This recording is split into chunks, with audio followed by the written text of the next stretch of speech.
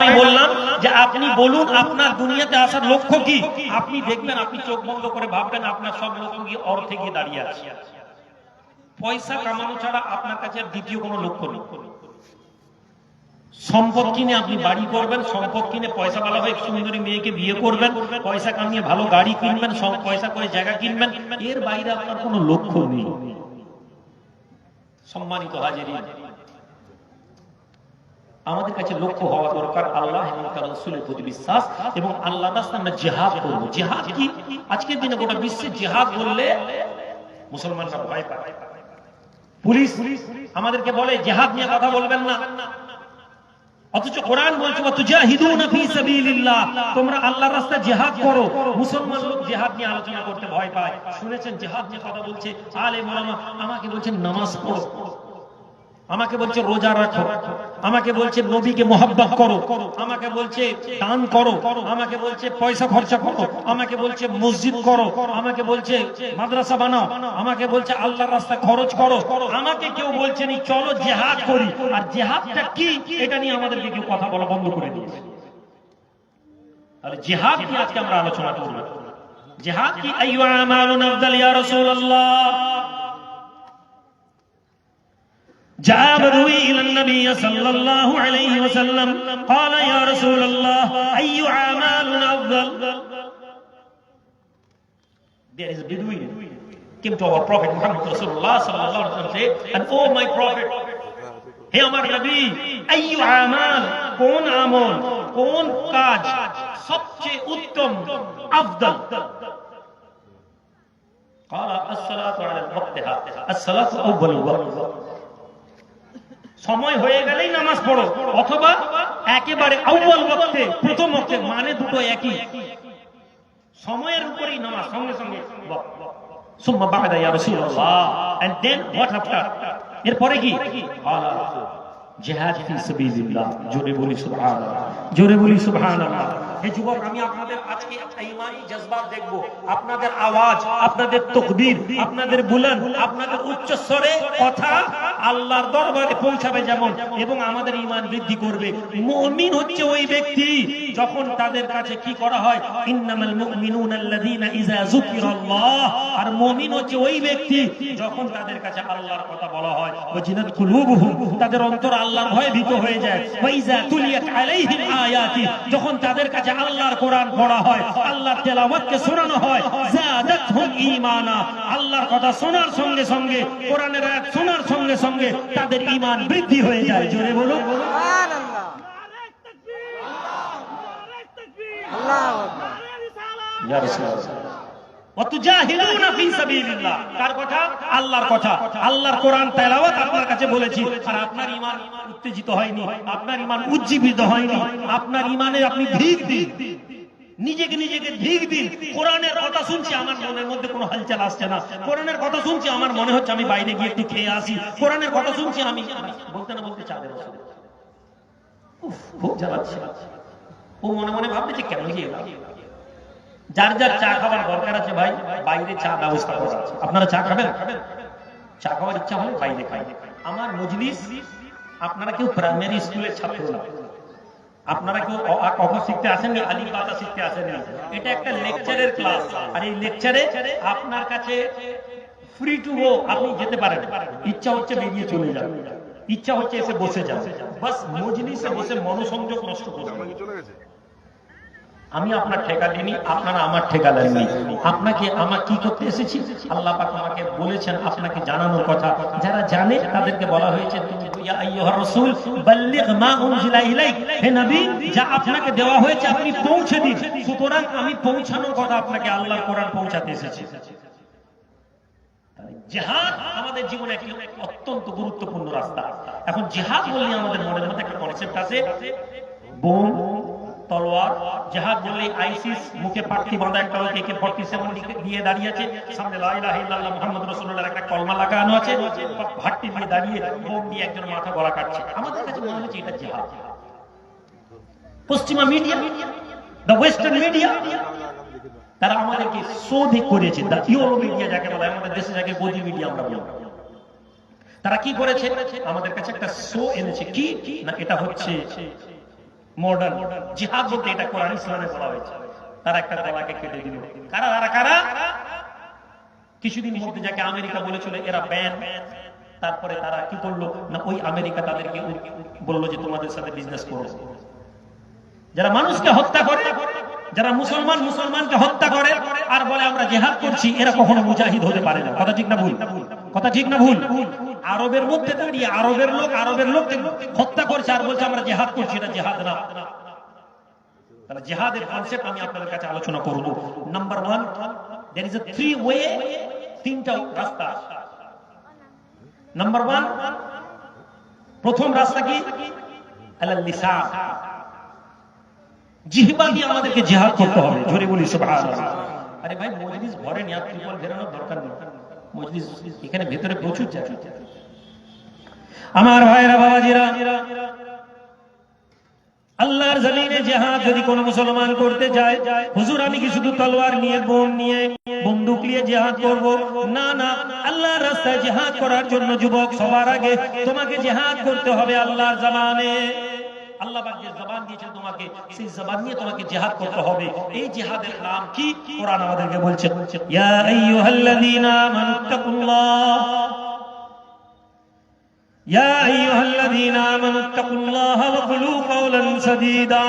হে ঈমানদারেরা, তোমরা আল্লাহকে ভয় করো এবং সবচেয়ে তোমাদের জন্য জরুরি ওয়া কুলু কাওলান সাদীদা, তোমরা ভালো কথা বলো।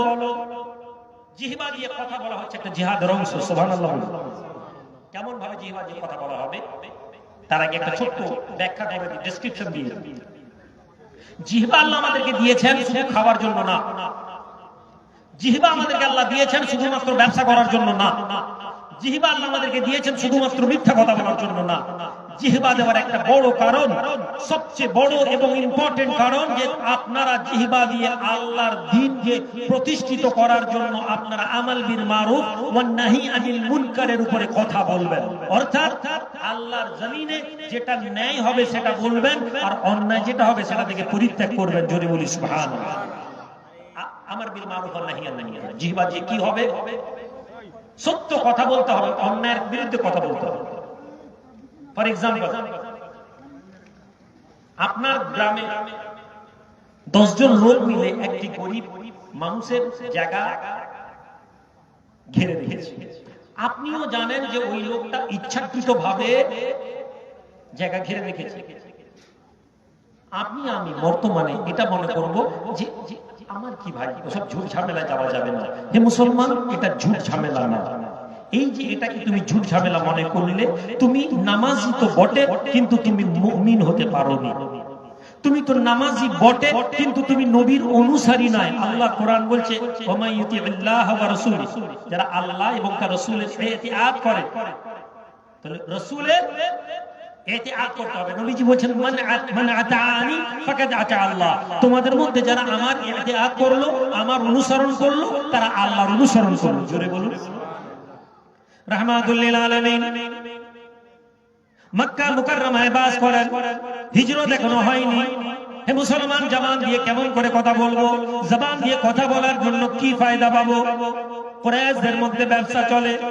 দুর্গাম থেকে এক অন্য শহর থেকে এক যুবক ছেলে এসেছে। আবু জেহেল বাজারে ঘুরে। আবু জেহেলকে তার বংশ বড়। আবু জেহেল কুরাইশ বংশের ছেলে, অহংকার। কুরাইশ বংশের মানুষ অহংকার। বাস্তবে কি আবু জেহেলের অহংকার করার কোনো কারণ আছে? এই জোরে বলুন, আছে? আবু জেহেল কার বংশের ছেলে? ইসমাইল নবীর ছেলে। ইসমাইল নবীর আওলাদ। অহংকার করার মতো কোনো জায়গা আছে? নেই। কিসের জন্য? নবী আমার দয়ার নবী রাহমাতুল লিল আলামিন আমাকে শিখিয়ে গেছেন। জোরে বলি সুবহানাল্লাহ। আপনার বাপের পরিচয় কি আমি জানি না। আপনি এখানে বসে আছেন, আপনার পিতার পরিচয় কি আপনি জানেন না, কিন্তু আপনার ছেলেকে আপনি মাদ্রাসায় পড়িয়েছেন, আপনার ছেলেকে মসজিদে ইমাম শিক্ষা দিয়েছেন। আগামীকাল আপনার ছেলে মায়নে দ্বীন হয়ে আল্লাহ এবং তার রাসূলের কথা বললে জামানা আপনার ছেলের পিছনে ইমামতি করবে, মুক্তাদি হয়ে নামাজ পড়বে। বলুন সুবহানাল্লাহ। এটা হচ্ছে ইসলাম। আবু জেহেল ঘুরছে, লোকেরা ভয়ে কথা বলে, 4জন 5জন লোক, এই উটটা খুব ভালো, কত দাম? এত দাম। ঠিক আছে, দাও। নিয়ে নিয়েছে। ওই লোকটা বলছে, ভাই পয়সা। আবু জেহেল বলছে, তুমি জানো আমি কে? আমি হচ্ছি লোক, মক্কার আমার সন্তান, আমার বংশ, আমার নাম, আমি নেতা। চলে যাবে, আমার ঘর থেকে টাকা নিয়ে আসবে। বাস, জি, আবু জেহেল মুখটা নিয়ে চলে গেল। ছেলেটি পরের দিন গেছে, আবু জেহেল আজকে আমার রিটার্ন করে আসবে। 2-3 দিন পর পর ছেলেটি ঘুরেছে এসছে। বুঝে গেছে পয়সা পাওয়া মুশকিল। উতবা, সাহেবা, বড় বড় আবু জেহেলের দোসর যারা ছিল তারাও সব নিজেদেরকে নেতা মনে করত, আর এরা সকলেই অবিশ্বাস। ভাই আমার এরকম ব্যাপার, বলছে চলো বিচার করছে। কে দিয়েছে? বলে আবু জেহেল। জি, বলছে আবু জেহেল। বলছে ওই ব্যাপারে বলতে পারবো না। তাহলে আপনি যদি অন্যায় করে, আপনার গ্রামের লোক, আপনার বংশের যদি কোনো ছেলে অন্যায় করে, আর আপনি যদি বলেন যে আমি কথা বলতে পারবো না, তাহলে আপনি নিশ্চিত জেনে নিন আপনি মুমিনের অন্তর্ভুক্ত ক্যাটাগরির মধ্যে আপনি না। আমার পরিবারে আমার ভাই যদি অন্যায় করে, সবার আগে রেসপন্সিবিলিটি আমার, সবার আগে দায়বদ্ধতা আমার, যে আমাকে তাকে কন্ডেম করতে হবে। ভাই এটা ভুল করছিস, ভাই এটা অন্যায় করছিস। আর যদি আমি তার ভুলে আমি যদি কথা না বলি, তাহলে আমার ইমানি জজবাতে দুর্বলতা আছে, যেটা জিহাদের অন্তর্ভুক্ত, আমি করতে পারলাম না। নবী আনা আমল কি, লিসানের জিহাদ কি বুঝে। দয়ার নবী রাহমাতুল্লিল আলামিন ওই সময় আছেন, এরা বলছে আমরা পারবো না। তখন ওদের মধ্যে একজন বলল, শুনো, আমাদের বংশে একজন ছেলে আছে, ওই ছেলেটার কাছে যাও, তোমরা ফায়সালা পাবে। কে? মুহাম্মদ। জোরে বলবেন না?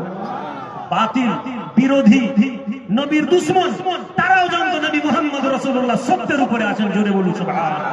আমাদের সমাজে একদল লোক আছে, আমাদের জিন্দগিতে একদল মানুষ আছে, আপনার গ্রামে একদল লোক আছে, জানে যে জলসা কমিটি যে ছেলেগুলো আছে ভিক্ষা করে করে কালেকশন করে, তারপরেও তারা তাদের সমালোচনা আমরা করি। এই জলসার হিসাব দেওনি কেন? জলসার হিসাব কেন দিসনি? কেন বলে 200 টাকা 500 টাকা দিয়ে আপনি মনে করেন আপনি মাথা কিনে ফেলেছেন? না না ভাই, রাহমাতুল লিল আলামিন দয়ার নবী নূর নবীর কাছে ওই যুবক পৌঁছে যায়। মক্কা মুকাররমা গিয়ে জিজ্ঞেস করে ওই শহরের মধ্যে, মুহাম্মদকে কোথায় পাবো? লোকজন বলতে লাগে এটা হচ্ছে নবী মুহাম্মদের বাড়ি। আল্লাহর নবী দয়ার নবী নূর নবীর কাছে ওই লোক বসে যায়। রাহমাতুল লিল আলামিন বলেন, কোথা থেকে এসেছো? মুহাম্মদ, আমি অমুক জায়গা থেকে এসেছি। রাসূলুল্লাহকে সে চেনে না, দয়ার নবীকে সে চেনে না। সে শুনেছে ইনি একজন নবী, কিন্তু চিনে না নবীর ভ্যালু কি। নবীর পিরিয়ড চালু হয়ে গেছে, কিন্তু মক্কার লোক তখনও নবীর পিরিয়ডকে বুঝতে পারেনি, এজন্য নবীর পিরিয়ডকে দুশমনি করেছিল। তারা জানতো না যে আল্লাহ হিসাব করে রেখেছেন, নবীর জামানাকে আল্লাহ তৈরি করছেন। যারা ছিল চালাক আর যারা ন্যায় দেখতে পেত, তারা নবীর ছত্রছায়ায় এসে গিয়েছিল। জোরে বলুন সুবহানাল্লাহ। ফাতে মক্কার পরে সবাই এসেছিল, তারা বাধ্য ছিল। ফাতে মক্কার পরে সবাই বাউন্ড ছিল, উপায় নেই। কিন্তু যারা নবীর ফাতে মক্কার আগে নবীর সাহাবী হয়েছিলেন, তাদের মর্যাদা আলাদা। নবীর কাছে পৌঁছেছেন, আল্লাহ নবী দেখে বলছেন বসো, বসে বলছেন কিছু খাও। জোরে বলুন না সুবহানাল্লাহ। জবান থেকে কি বেরোলো? কিছু খাও। কুলু কাওলান সাদীদা। ঈমান वालो तुम अच्छी बातें किया करो। হে যুবকেরা, তুমি যদি আল্লাহ এবং তার রাসূলের কথা বলো, তুমি জেনে নাও সবচেয়ে ভালো জিহাদ হচ্ছে জিহবার দ্বারা। এই জিহবার দ্বারা জিহাদ শুধুমাত্র মানুষকে আঘাত করার জন্য নয়, এই জিহবার মধ্যে আঘাত করা কোনো মানুষকে জলিল করা নয়, বরং এই জিহবার দ্বারা ভালো কথাকে ভালো বলা এবং মন্দ কথাকে মন্দ বলা। নবী বলছেন বসো। নবীজি বসিয়েছেন, ওকে খাইয়েছেন। কি হয়েছে? হে নবী, আল্লাহর নবীর নাম ধরে বলছে, এই রকম আবু জেহেল এই কথা বলেছে, কেউ ওর সামনে দাঁড়াচ্ছে না। আমি গরিব মানুষ, আমার মুখের টাকাটা নিতে এসেছি। আল্লাহর নবী বলছেন চলো, আমি তোমাকে দিয়ে যাচ্ছি। জোরে বলুন। জানেন দুশমন, জানেন আবু জেহেল আমাকে মানে না, জানে আবু জেহেল আমাকে উল্টা পাল্টা বলবে, জানে আবু জেহেল আমাকে জিল্লাত করতে পারে না, আমি কথা বলবো, আল্লাহ আমার প্রতি সাহায্য করবেন। আল্লাহ বলছেন তোমরা বলো মাতা নাসরাল্লাহ। কোথায় আল্লাহর সাহায্য? আলা ইন্না নাসরাল্লাহ করিব। হে দুনিয়ার মানুষ, আল্লাহর সাহায্য বড় সন্নিকটে। তোমরা আল্লাহর রাস্তায় আসো, আমি আল্লাহ সাহায্য করা শুরু করে দিব। জোরে ফিলিস্তিনের মানুষকে যদি দেখেন বুঝতে পারবেন আল্লাহর সাহায্য কাকে বলে। ফিলিস্তিনের লোককে যদি দেখেন বুঝতে পারবেন আল্লাহর সাহায্য কোথায়। না না, মক্কার মতন 5 ওয়াক্তে আউয়াল ওয়াক্তে নামাজ পড়ে তারা এটা মনে করছে তারা পাক্কা মুসলমান। ফিলিস্তিনের লোককে দেখুন, 1.5 বছর 2 বছরের মধ্যে 70,000 ফিলিস্তিনের লোক মরেছে। 70,000 ফিলিস্তিনের মধ্যে 20,000 শিশু এবং বাচ্চা মরেছে, গর্ভবতী মহিলা মরেছে। একটা কাউকে এটা বলতে শুনেননি যে আমরা ঘর ছেড়ে পালাবো। আজ মুরাইলে যদি মড়ক শুরু হয়ে যায়, মুরাইলে যদি মহামারী শুরু হয়ে যায়, মুরাইলে 90% লোক গ্রাম ছেড়ে পালাবে, বলবে মরে গেল, ওখানে থাকলে মরে যাব। মুরাইলের যদি কোনো 10 জন যুবককে আজকে উড়িষ্যা ভুবনেশ্বর জিজ্ঞেস করুন, আজকে বালেশ্বরে জিজ্ঞেস করুন, একদল লোক বলছে মেরে যুব বাংলাদেশি ব্যবসা করা বন্ধ করে দিয়েছে। হ্যাঁ, এদেরকে মনে করানো হয়েছিল, এদেরকে বলা হয়েছিল তোমরা পাক্কা মুসলমান, তুমি বেরেলি করো, তুমি তাবলীগ করো, তুমি ফুরফুরা করো। হে মুসলমান, তুমি যদি তোমার মনের মধ্যে তোমাকে পাক্কা মুসলমান বলানো হয়, কিন্তু তোমার মনের মধ্যে এই অস্তিত্ব নেই, তুমি একটা ধাক্কাতে তুমি ঘর যদি চলে এসো, জেনে নাও তোমার ঈমান মজবুত না। নবীজি গিয়ে পৌঁছে গেলেন, কে? আল্লাহ নবী শুধু আবু জেহেলকে বললেন এই ছেলেটা গরীব, এ মজলুম, এর পয়সা দিয়ে দাও। এক কথাতে আবু জেহেল বলল দিয়ে দিল। কোন রেসপন্স নেই। কেন দিব? আমি এই ছেলেটাকে তাড়িয়েছি, এখনই যদি আমাকে কেউ এসে বলে ভাই এই ছেলেটাকে বলো, আমি অন্তত পক্ষে বলবো ভাই ভাই ছেলেটা ভালো না, এ না, সঙ্গে সঙ্গে বলছে দিয়ে দিব। নবীজি বেরিয়ে চলে গেলেন, বললেন টাকা নিয়ে নিও। টাকা নিল, বেরিয়ে গেল। পাশে আবু জেহেলের সঙ্গী সাথীরা বলছে এ কি আবু জেহেল, কি করলে তুমি? বলে শোনো, মুহাম্মদ যখন আমার সামনে এসেছিল তখন আমার বুকের ভিতরটা এমন ধড়ফড় করছিল, আমার মনে হচ্ছিল আমি মরে যাব। অন্য এরকম আরেকটি বর্ণনা আছে, আল্লাহর নবীর সামনে তারা একজন ফেরেশতাকে পাঠানো হয়েছিল। নবীজি বলছেন যে ফেরেশতাকে পাঠানো হয়েছিল, যদি আবু জেহেল না বলতো ফেরেশতা পুরো মাথাটা খেয়ে ফেলতো। সাহায্য আপনি দেখতে পাননি, আমি দেখতে পাইনি। আল্লাহ বলছেন তারা কারা? যারা আল্লাহর প্রতি ঈমান এনেছে। ذلك الكتاب لا ريب فيه هدى للمتقين. There is no doubt on that book for those who are the believers. মুত্তাকি, তাকওয়াওয়ালা। আল্লাহর কিতাবের, আল্লাহর কথার মধ্যে আমাদের কোনো সন্দেহ রাখা যাবে না, কিন্তু আল্লাহর কথাকে আমরা জানি না। লিসানে জিহাদ কি? 4 ইমামের এক ইমাম ইমাম মালিক রাহমাতুল্লাহ আলাইহি। ইমাম মালিক বসে আছেন, বাদশা এসে বলছে খালকে কোরআন, কোরআন সৃষ্টি না অসৃষ্টি, অর্থাৎ কোরআন খালক না মাখলুক। একদল বাতিল লোক বাদশাকে নিয়ন্ত্রণ করেছে। আমি যুবকদেরকে বলি শোনো, আজ আমাদের সমাজে ইন্টারনেট ফেসবুকের জামানায় একদল লোক বলছে পীর সাহেব কি, পীর কি, ইমাম কি। একদল আলেম বলছে, তারা সত্য বলেছে তাদের জায়গা। আমরা যারা পীর বলে দাবি করি, আমরা আবার পীরেরা বলছি ওই পীরটা ভালো না এই পীরটা, এই পীরটা ভালো না ওই পীরটা। তো ধ্বংস অবশ্যম্ভাবী, ধ্বংস অবশ্যম্ভাবী। কেননা আমরা পীর হয়েছি নিজের রুজি রুটির জন্য, আমরা আমাদের পীরত্ব আল্লাহ এবং তার রসুলের জন্য করতে পারিনি। যেদিন আমরা আল্লাহ এবং তার রসুলের জন্য পীর হব, আমাদের নাম টিকবে, যেমন আব্দুল কাদের জিলানীর নাম ছিল, আছে এবং থাকবে। জোরে বলুন সুবহানাল্লাহ। যারা একবার বলছে পীর মানে ভণ্ড, পীর মানে ধান্দাবাজ, আপনি পীরপন্থী, আপনি বলছেন আরে ওই পীর তো ভণ্ড, আরে ওই দল তো ভণ্ড, ওই জামাত তো ভণ্ড, ওই সিলসিলা তো ভণ্ড, সবাই সবাইকে ভণ্ড বলছেন। কে ঠিক? আমি।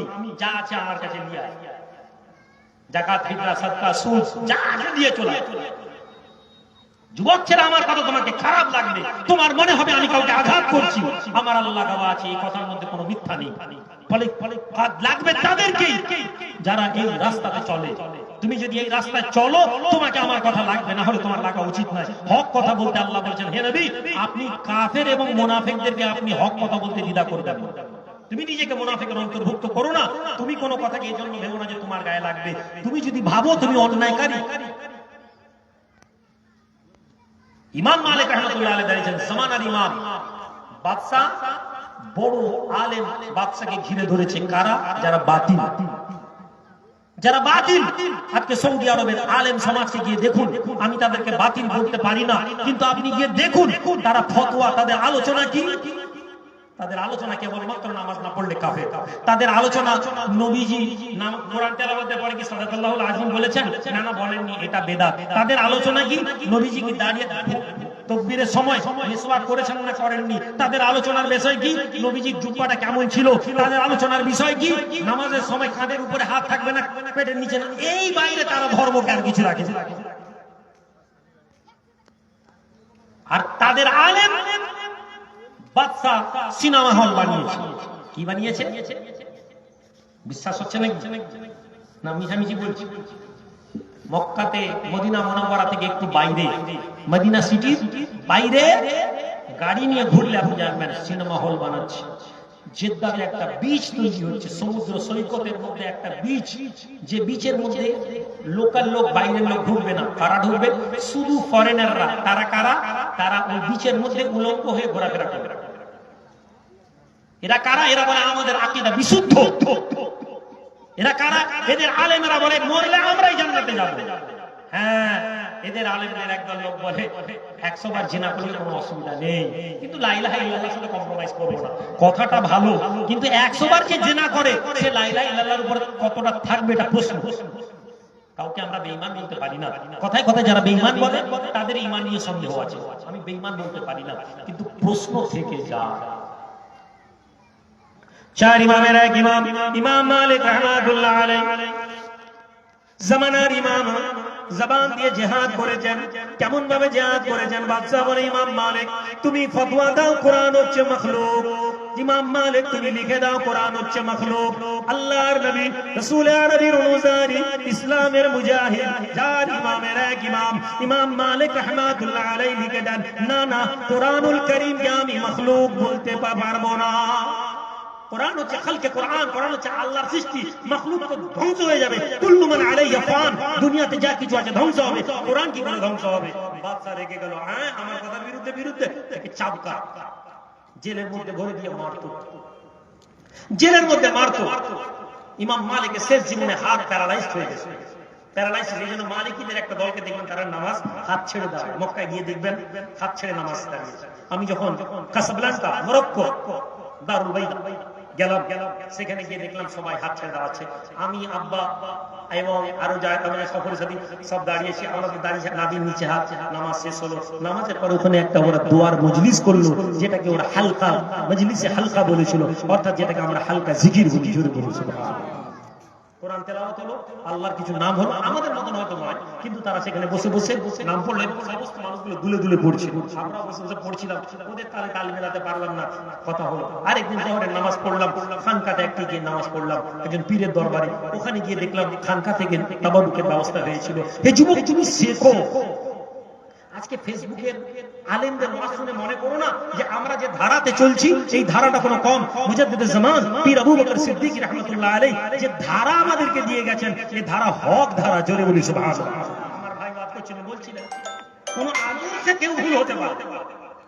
আমি রুহুল আমিন, আমার কানেকশন কারোর সাথে নাই, আমার কানেকশন সব। জোরে বলি সুবহানাল্লাহ। ভায়া লাগে না? যদি ভায়া লাগতো তাহলে দাদা হুজুর বলতেন আমার পরে আমার ছেলে আমার ছেলে আমার ছেলে আমার ছেলে সাথে থাকবে। তারা ওলাদরা তাদের আদর্শ যারা ধরে থাকবে আমরা তাদের সাথে ধরে থাকবো। কি ভাই কথা ঠিক না? বলি আমি তার বসে আলোচনা করিনি, কিন্তু তিনি বলে দিয়ে গেছেন, আর এটা বলে তিনি প্রমাণ করে দিয়েছেন তিনি হক আল্লাহর ওলি। ইমাম আবু হানিফা বলে দিয়ে গেছেন যদি কোনো সহি হাদিস পাও ওটা আমার মাযহাব। তার মানে কোনো সহি হাদিস পেলে আপনাকে পাকামি করার কোনো অধিকার নেই। কেউ যদি জোরে আমিন বলে আপনি তাকে আটকাতে পারেন না। ইমাম আবু হানিফা রাহমাতুল্লাহ আলাইহি বলেছেন যদি ও বলে ওটাই ঠিক আছে। আমি বলিনি অন্য কথা, কিন্তু আমি কেউ আমিন বললে তাকে মসজিদ থেকে বার করতে পারি না। तमाम ইমামেরা, तमाम আল্লাহর ওলিরা হকের কথা বলেছেন, কেউ তার দোকানের কথা বলে যান। আমি রুহুল আমিন বলছি আমার পরে আমার ছেলেটার দিকে খেয়াল রাখবেন। কোথাও না কোথাও আমার দোকানের ব্যাপার আছে। হ্যাঁ, বাপ হিসাবে আমার দায়িত্ব আমার ছেলের ব্যাপারে বলা, কিন্তু আমি যদি বলি যে আমার পরে আমার ছেলেই থাকবে আর কেউ না, তাহলে জেনে নিন এটা দোয়া করব। দোয়া করব। লোকেরা প্রশ্ন করতো হুজুর এই লোকটা কে? আপনি মাঝে মাঝে এর জন্য দোয়া করেন, আল্লাহ উনিকের জন্য রহম করুন। চার ইমামের এক ইমাম, ইমাম মালিক রাহমাতুল্লাহ আলাইহি বলেন, এই যুবকেরা শোনো, এই মানুষটি হচ্ছে অমুক একজন ব্যক্তি যে খুবই সাধারণ লোক, যখন বাদশা আমাকে মারতে নিয়ে যেত, যখন বাদশা আমাকে চাবুক মারতে নিয়ে যেত, আমি যখন যেতাম সময় এই ব্যক্তি আমাকে বলতো, হে ইমাম মালিক, আপনি কখনো হার মানবেন না, আপনি কখনো এই জালিমের কাছে মাথা নত করবেন না, আপনি মাথা নত করে নিলে হাজার হাজার মুসলমানের মাথা নত হয়ে যাবে। ওই সময় ওই ব্যক্তির এই কথা আমার ঈমানকে মজবুত করে দিয়েছিল। আর আপনি জিহাদ করবেন কি দিয়ে? আপনি যদি দেখেন আপনার এলাকার ইমাম সাহেব কোনো অন্যায়ের কাজে প্রতিবাদ করছে, তাহলে আপনি যদি দেখেন আমি ওর পাশে দাঁড়াতে পারবো না, আপনি ওই ইমামকে আড়ালে বলবেন যে ভাই আপনি ঠিক কাজ করছেন, আপনি করে যান, আমি পিছিয়ে গেছি পাজি। না না, আপনি ওই ইমামের বিরুদ্ধে যদি বলেন, বিশ্বাস করুন আপনি মুসলমানদের অন্তর্ভুক্ত নন, বিশ্বাস করুন আপনি মুসলমানদের অনুসারী নন। আপনাকে অন্যায়কারীদের বিরুদ্ধে যারা প্রতিবাদে দাঁড়াবে তাদেরকে সাহায্য করতে হবে। ইমাম মালিক বলেন আমাকে বলতো, ইমাম মালিক আপনি মাথা নত করবেন না, আপনি হকে আছেন, হাজার হাজার মুসলমান আপনার সাথে আছে, এই যে লোকেরা দেখছে এদের জবান চুপ, এদের অন্তর আপনার সাথে আছে। ওই কথাগুলোতে আমার ঈমান মজবুত হয়ে যেতে চলে গেছে। ইমাম মালিককে তার ছাত্ররা যুক্তি দিল, ঘরের মধ্যে বসে আছেন, লিখে দিচ্ছে, হুজুর আপনি কেন কোরআন মাখলুকের কথা লিখে দিচ্ছেন? লিখে দিন, এরা তো মারতে মারতে আপনাকে মেরে ফেলবে। আল্লাহর কোরআন কি বলেনি, ওয়ালা তুলকু বিআইদিকুম ইলা তাহলুকাত? হে ইমাম মালিক, আল্লাহর কোরআন কি আপনাকে কথা বলে দেয়নি? আল্লাহর কোরআনের মধ্যে কি কথা আসেনি, হে বিশ্ববাসীরা তোমরা নিজেদের হাতে নিজেকে ধ্বংস করে দিও না? সবাই মিলে গ্রামের লোক আমাকে মারছে আর বলছে এইখানে সই কর। আমি দেখছি মারতে মারতে আমার হাত ফেটে যেতে পারে, পা ফেটে যাবে, বরদাস্ত করতে পারবো না। সইয়ের মধ্যে অন্যায় কিছু লেখা আছে, গ্রামে 20 জন লোক নিয়ে রেজুলেশন করেছে গ্রামের মধ্যে মদ খাওয়া চলবে। আপনি বলছেন না মদ তো হারাম, আমি সই করতে পারবো না। 20 জন লোক মিলে ধরে মারছে, 50 জন লোক চুপ আছে, কেউ বলছে না। তখন আপনি কি করতে পারেন? আপনি মজবুরিতে, আপনার মরে যাওয়ার ভয় আছে, আপনার সহ্য করার ক্ষমতা নেই, আপনি লিখে দিবেন, এটা জায়েজ আছে।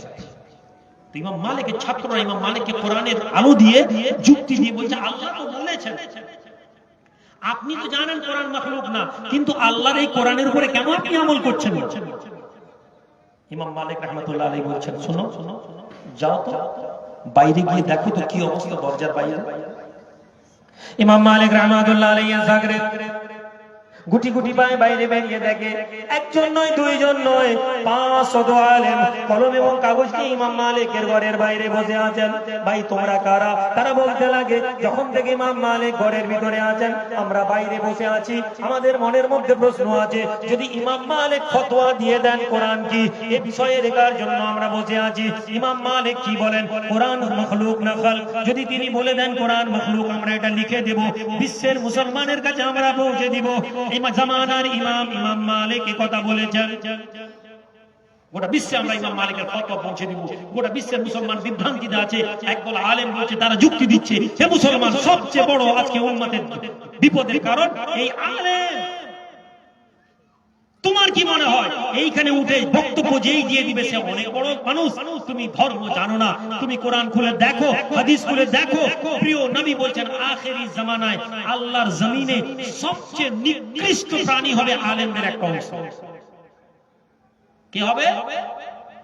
এই বলেন আপনারা কষ্ট পাচ্ছেন নাকি? সবচেয়ে নিকৃষ্ট কে হবে?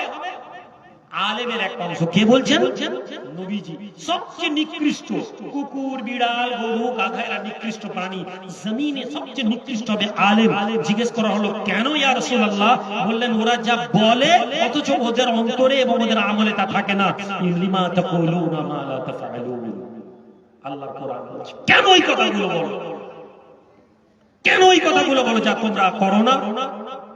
হে মুসলমান, হে যুবক, সুতরাং আলেম হয়ে মাথায় টুপি দিয়ে বক্তব্য দিয়ে দিলেই যে আপনি মনে করছেন সবাই হক কথা বলছে তা নয়। আল্লাহ আপনাকে বিবেক দিয়েছে, ওই বিবেক দিয়ে আপনাকে বুঝতে হবে আমি রুহুল আমিন যে কথা বলছি এই কথা কিসের জন্য বলছি।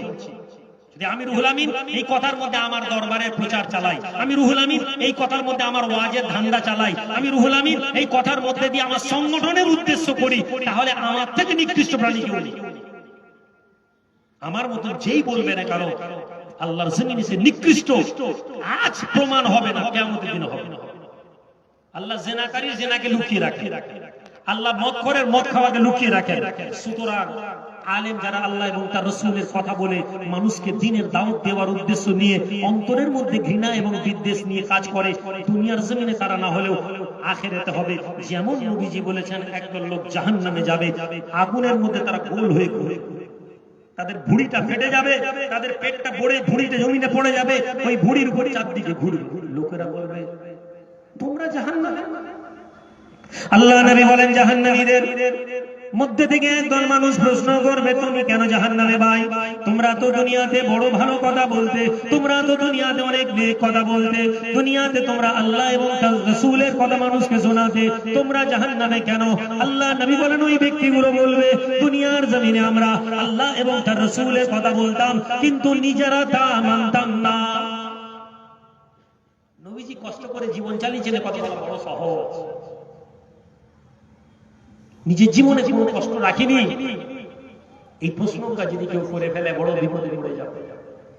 আপনি দুনিয়ার যত বড় বড় লিডার আছে, যত সিলসিলার বড় বড় তাবলীগ, বেরেলি, দেওবন্দি, আহলে হাদিস, এদের যারা লিডার আছে, আপনি সবার জীবনযাত্রা মিলিয়ে দেখবেন। একজন তাবলীগের বড় আলেম বলছে ভাই কিয়াম পড়া যাবে না, আমি রুহুল বলছি কিয়াম পড়তে হবে। আমাদের দুজনের মধ্যে খুব বিরোধ, একটা জায়গায় মিল পেয়ে যাবেন। ওর বাড়িতে এসি 24 ঘন্টা চলছে, আমার বাড়িতেও চলছে। ও 40 লাখ টাকার গাড়ি চলে, আমিও 40 লাখ টাকার গাড়ি চলি। ও মানুষের কাছ থেকে পয়সা নেয়, মুরিদ নাম দিয়ে লাইনি, কিন্তু অন্য নামে নেয়, আমিও মানুষের কাছে পয়সা নিই। কথাটা ভুল বলছি নাকি? ঝগড়া কোথায় করছি? নামাজের মধ্যে মসজিদে বেরহমাতিকে আরহামার রাহিম বলা যাবে না, যাবেনি, এটা নিয়ে মুসলমান উম্মতকে দুভাগ করে দিলাম। কোন লিডার নিজে হাত পেতে ঘুমাচ্ছে, নবীজি খেজুর গাছের চেটাই ঘুমিয়েছেন, আমার ঘরে একটা খেজুর গাছে গেছে, এরকম দৃষ্টান্ত আমরা কায়েম করতে পারলাম না সমাজে। যেদিন আমাদের আলেমেরা এরকম দৃষ্টান্ত কায়েম করে দিবেন, সেদিন জেনে নিন তাদের মুখের জিহাদ কামিয়াব হয়ে যাবে। আমি রুহুল আমিন এত ওয়াজ করছি, আমার কথাকে আপনার এখান থেকে বেরোবেন, ঝেড়ে বেরিয়ে যাবেন। আমার মতো 90% বক্তার একই অবস্থা। যদি মিথ্যা হতো তাহলে আজকে মুরাইল গ্রামে কোনো বেনামাজি থাকতো না। এত বড় বড় হুজুররা ওয়াজ করেছেন, এত বড় হুজুররা দোয়া করেছেন, আমার আব্বাজান এখানে এসে জিকিরের মজলিস করেছেন, কত কি করেছেন। আমি রুহুল আমিন 22 বছর ওয়াজ করছি, খুব বেশি পরিবর্তন হয়নি, এটাই সত্য কথা। তাহলে ভাবতে হবে, সিস্টেমের মধ্যে চেঞ্জ আনতে হবে, কিভাবে আনা যাবে সেটা ভাবতে হবে আমাদের। জিহাদ করতে হবে জবান দিয়ে। ইমাম মালিক রাহমাতুল্লাহ আলাইহিকে বলা হলো, হুজুর আপনি কি বলেন? বলেন জবান দিয়ে আমি কথা বলতে পারি না। গোটা বিশ্বের মুসলমান ইমাম মালিকের ফতোয়াতে ভুল রাস্তা যাবে, তার থেকে ইমাম মালিক মৃত্যুকে কবুল করে নিতে পারে। জোরে বলুন সুবহানাল্লাহ। তাহলে অন্যায়ের বিরুদ্ধে কম্প্রোমাইজ করা যাবে না। তুজাহিদুনা ফি সাবিলিল্লাহি বিআমওয়ালিকুম, জবানের জিহাদ যদি আপনি কামিয়াব হয়ে যান, যেখানে অন্যায় দেখবেন প্রতিবাদ করুন, যেখানে অন্যায় দেখবেন প্রতিবাদ করুন, যেখানে ভালো কাজ দেখবেন সেখানে মানুষকে উৎসাহী করুন। আজ মুরাইলে যদি 4 জন ছেলে মিলে ওখানে দেখছিলাম, একদিকে শরবত দিচ্ছে নেবুর, আর একদিকে ছেলেরা লস্যি বানাচ্ছে, আমাকে দুটোতেই ভালো লেগেছে। এখানে আমার কাছে দুটো অপশন ছিল। কি ছিল? এক, আমি আমার সংগঠনের ছেলেদের ওখানে বসে একটু খুব ভালো ভালো করতে পারতাম, দোয়া করতে পারতাম। আরেকটা অপশন ছিল যেটা আমরা ভাবিনি, আমি সবার প্রথমে ওই কাউন্টারে গেলাম, ওখানে গিয়ে ওদের সাথে কথা বললাম, তারপর আমার ছেলেদের কাছে এলাম। যেহেতু ওই কাউন্টারে ঢুকিনি, আমি আইনা কাউন্টারে ঢুকলাম না, আমি চেষ্টা করলাম। এর দ্বারা যে আমি সবার কাছে ভালো হবো এমন না, কিন্তু এর দ্বারা আমি আমার কাছে ভালো হওয়ার চেষ্টা করলাম। কেননা আমি কোরআনের ওই আয়াতকে দেখলাম, ইন্না আকরামাকুম ইনদাল্লাহ আতকাকুম, আল্লাহর কাছে ওই ব্যক্তি সম্মানিত যে নিজের কাছে। আপনি নিজে কি করছেন এটা যদি আপনি স্যাটিসফাই হন, আপনি যাই করেন, আপনি যদি মনে করেন আপনি ইসলামের জন্য করছেন, তাহলে আপনি কামিয়াব হয়ে যাবেন। জোরে বলুন। তাহলে জিহবা দিয়ে জিহাদ, এটা জিহবা দিয়ে বিভেদ করা বড় সহজ, জিহবা দিয়ে মানুষকে ধোঁকা দেওয়া বড় সহজ, জিহবা দিয়ে ফিতনা ছড়ানো বড় সহজ, জিহবা দিয়ে উম্মতকে যদি এক করার মেহনতে লাগেন, এর চেয়ে বড় জিহাদ আজকের দিনে আর কিছু নেই। নাম্বার 2, ওয়াতুজাহিদুনা ফি সাবিলিল্লাহি বিআমওয়ালিকুম, হে যুবক তুমি যদি জিহাদ করতে যাও, তুমি সম্পদ দিয়ে জিহাদ করো। সম্পদের জিহাদ কি? সম্পদের জিহাদ মানে ভাইজান আমি তাহলে 10,000 টাকা দিলাম, আপনি কি বন্দুক কিনবেন? এটা কি সম্পদের জিহাদ? আমি তাহলে 20,000 টাকা দিয়ে দিলাম, 50 টাকা বোম কিনবো, এটা কি জিহাদ? সম্পদের জিহাদ কি? তুজাহিদুনা ফি সাবিলিল্লাহ, তোমরা আল্লাহর রাস্তায় জিহাদ করো, বিআমওয়ালিকুম, তোমাদের সম্পদ দ্বারা। কেমন করে জিহাদ করেন সাহাবারা? রাসূলুল্লাহ বসে আছে, দয়ার নবী বসে আছে, একজন ইয়েতিম ছেলে এসে বলল, ইয়া রাসূলুল্লাহ, আমার প্রতিবেশী সাথে আমার জায়গার নিয়ে সমস্যা। লম্বা হাদিস আছে, ছোট্ট করে শুধু জানিয়ে দিই কয়েকটা দৃষ্টান্ত। আমার প্রতিবেশীর সাথে জায়গা নিয়ে দৃষ্টান্ত ডিস্টার্ব আছে। হে নবী, আপনি যদি একটু বলে দেন, আপনি যদি একটু বলে দেন, হয় ও জায়গাটা আমাকে দিয়ে দিই, না হলে আমি প্রাচীরটা সোজা করে দিব। নবীজি ওই লোকটাকে বললেন, এই ইতিম ছেলেটাকে জায়গাটা দিয়ে দাও। হে মুরাইনের ভাইরা, কত ওয়াজ শুনবেন, কত বক্তা শুনবেন। একটা মেহেরবানি করে আবেদন করে যাচ্ছি, জায়গা জমি সংক্রান্ত বিষয়ে যদি আপনার প্রতিবেশীর সাথে আপনার বেরোনোর রাস্তা নিয়ে অশান্তি থাকে, ছেড়ে দেন। বিশ্বাস করুন, এর চেয়ে বড় ফায়দা কিছু নেই। এক হাত জায়গা যদি আপনার প্রতিবেশীকে দিয়ে তার বেরোনোর রাস্তা হয়, ছেড়ে দেন। মরে যাওয়ার আগে এই কাজ করে দিয়ে দুনিয়াতে মরে যান, আপনি বিশ্বাস করতে পারছেন না কত বড় জিহাদের উপরে আপনি দুনিয়া ছেড়ে যাবেন। সহজ না, আমি জানি এক হাত আমার জায়গা, কিন্তু আমি তারপরেও ওই জায়গা ছেড়ে, ঠিক আছে ভাই ছাড়, আল্লাহর জন্য দিলাম, এই কথা বলে যদি এগোতে পারেন, বড় কাজ। রাহমাতুল লিল আলামিন, দয়ার নবী, নূর নবী ওই ব্যক্তিকে বলেন, ভাই তুমি তোমার জায়গাটা ওই এতিমকে দিয়ে দাও। বলতে লাগলো, না আমি দেব না। রাসূলকে বলছে দেব না, তাহলে কি মনে হচ্ছে নবীর জামানায় সবাই নবীকে মেনেছে? মানে আপনি কেন ভাবছেন? আমি রুহুল আমিন সবসময় বলি, কেন যুবক ছেলে তোমরা এটা ভাবো যে সবাই আমাকে মানবে? আমি কিয়ামতের দিনে আমি আমার আল্লাহর দরবারে হিসাব বুঝবো। আমি সর্ব অবস্থায় এই চেষ্টা করেছি। 10 বছর আগে রুহুল আমিন অন্য ছিল, আমি নিজেও জানি 10 বছর আগে আমার ভাবনা যা ছিল, আজকে আমার ভাবনার পলিসি চেঞ্জ, অসংখ্য পলিসি আমি চেঞ্জ করে ফেলেছি। আল্লাহ পাক করেছেন, আলহামদুলিল্লাহ। তো নবীর সামনে বসে নবীকে বলছেন, না আমি জায়গা দিই। নবীজি বলছেন দিয়ে দাও। না ইয়া রাসূলুল্লাহ, জীবন। নবীজি বলছেন, শোনো, তুমি এই খেজুর গাছ দাও, আমি দোয়া চাইছি আল্লাহ তোমার জন্য জান্নাতে খেজুর গাছ বানাবে। এরপরে সেই সাহাবী বলতে লাগলেন, না না ইয়া রাসূলুল্লাহ, আমি দেব। এমন সময় একজন যুবক ছেলে দাঁড়ালো, ইয়া রাসূলুল্লাহ, ওই জায়গাটা যদি, ওই ব্যক্তির জায়গাটা যদি অন্য কেউ এই এতিম ছেলেকে করে দেয়, তাহলে সেও কি জান্নাতে বাগান পাবে, জান্নাতে তার গাছ হবে? নবীজি বলছেন, হ্যাঁ। একটা গাছের নবীজি ওয়াদা করেছিলেন, এই একটা গাছের পরিবর্তে, এই জায়গার বাঁকের পরিবর্তে একটা জান্নাতের একটা গাছ হবে। দেয়নি। সাহাবীকে রাসূল যখন বললেন, নবী যখন বললেন, ওই সাহাবী তখন ওই লোকটাকে বলছে, শুনো, তুমি জানো মদিনার অমুক জায়গায় আমার একটা বাগান আছে? জানি। তুমি জানো ওই বাগানের মধ্যে একটা কুয়া আছে? তখন সে বলছে, কে জানেনি? ওই বাগানের মধ্যে মিষ্টি পানির কুয়া আছে, ওখানে একটা ঘর আছে। মদিনায় এরকম বাগান তো খুব কম লোকের আছে।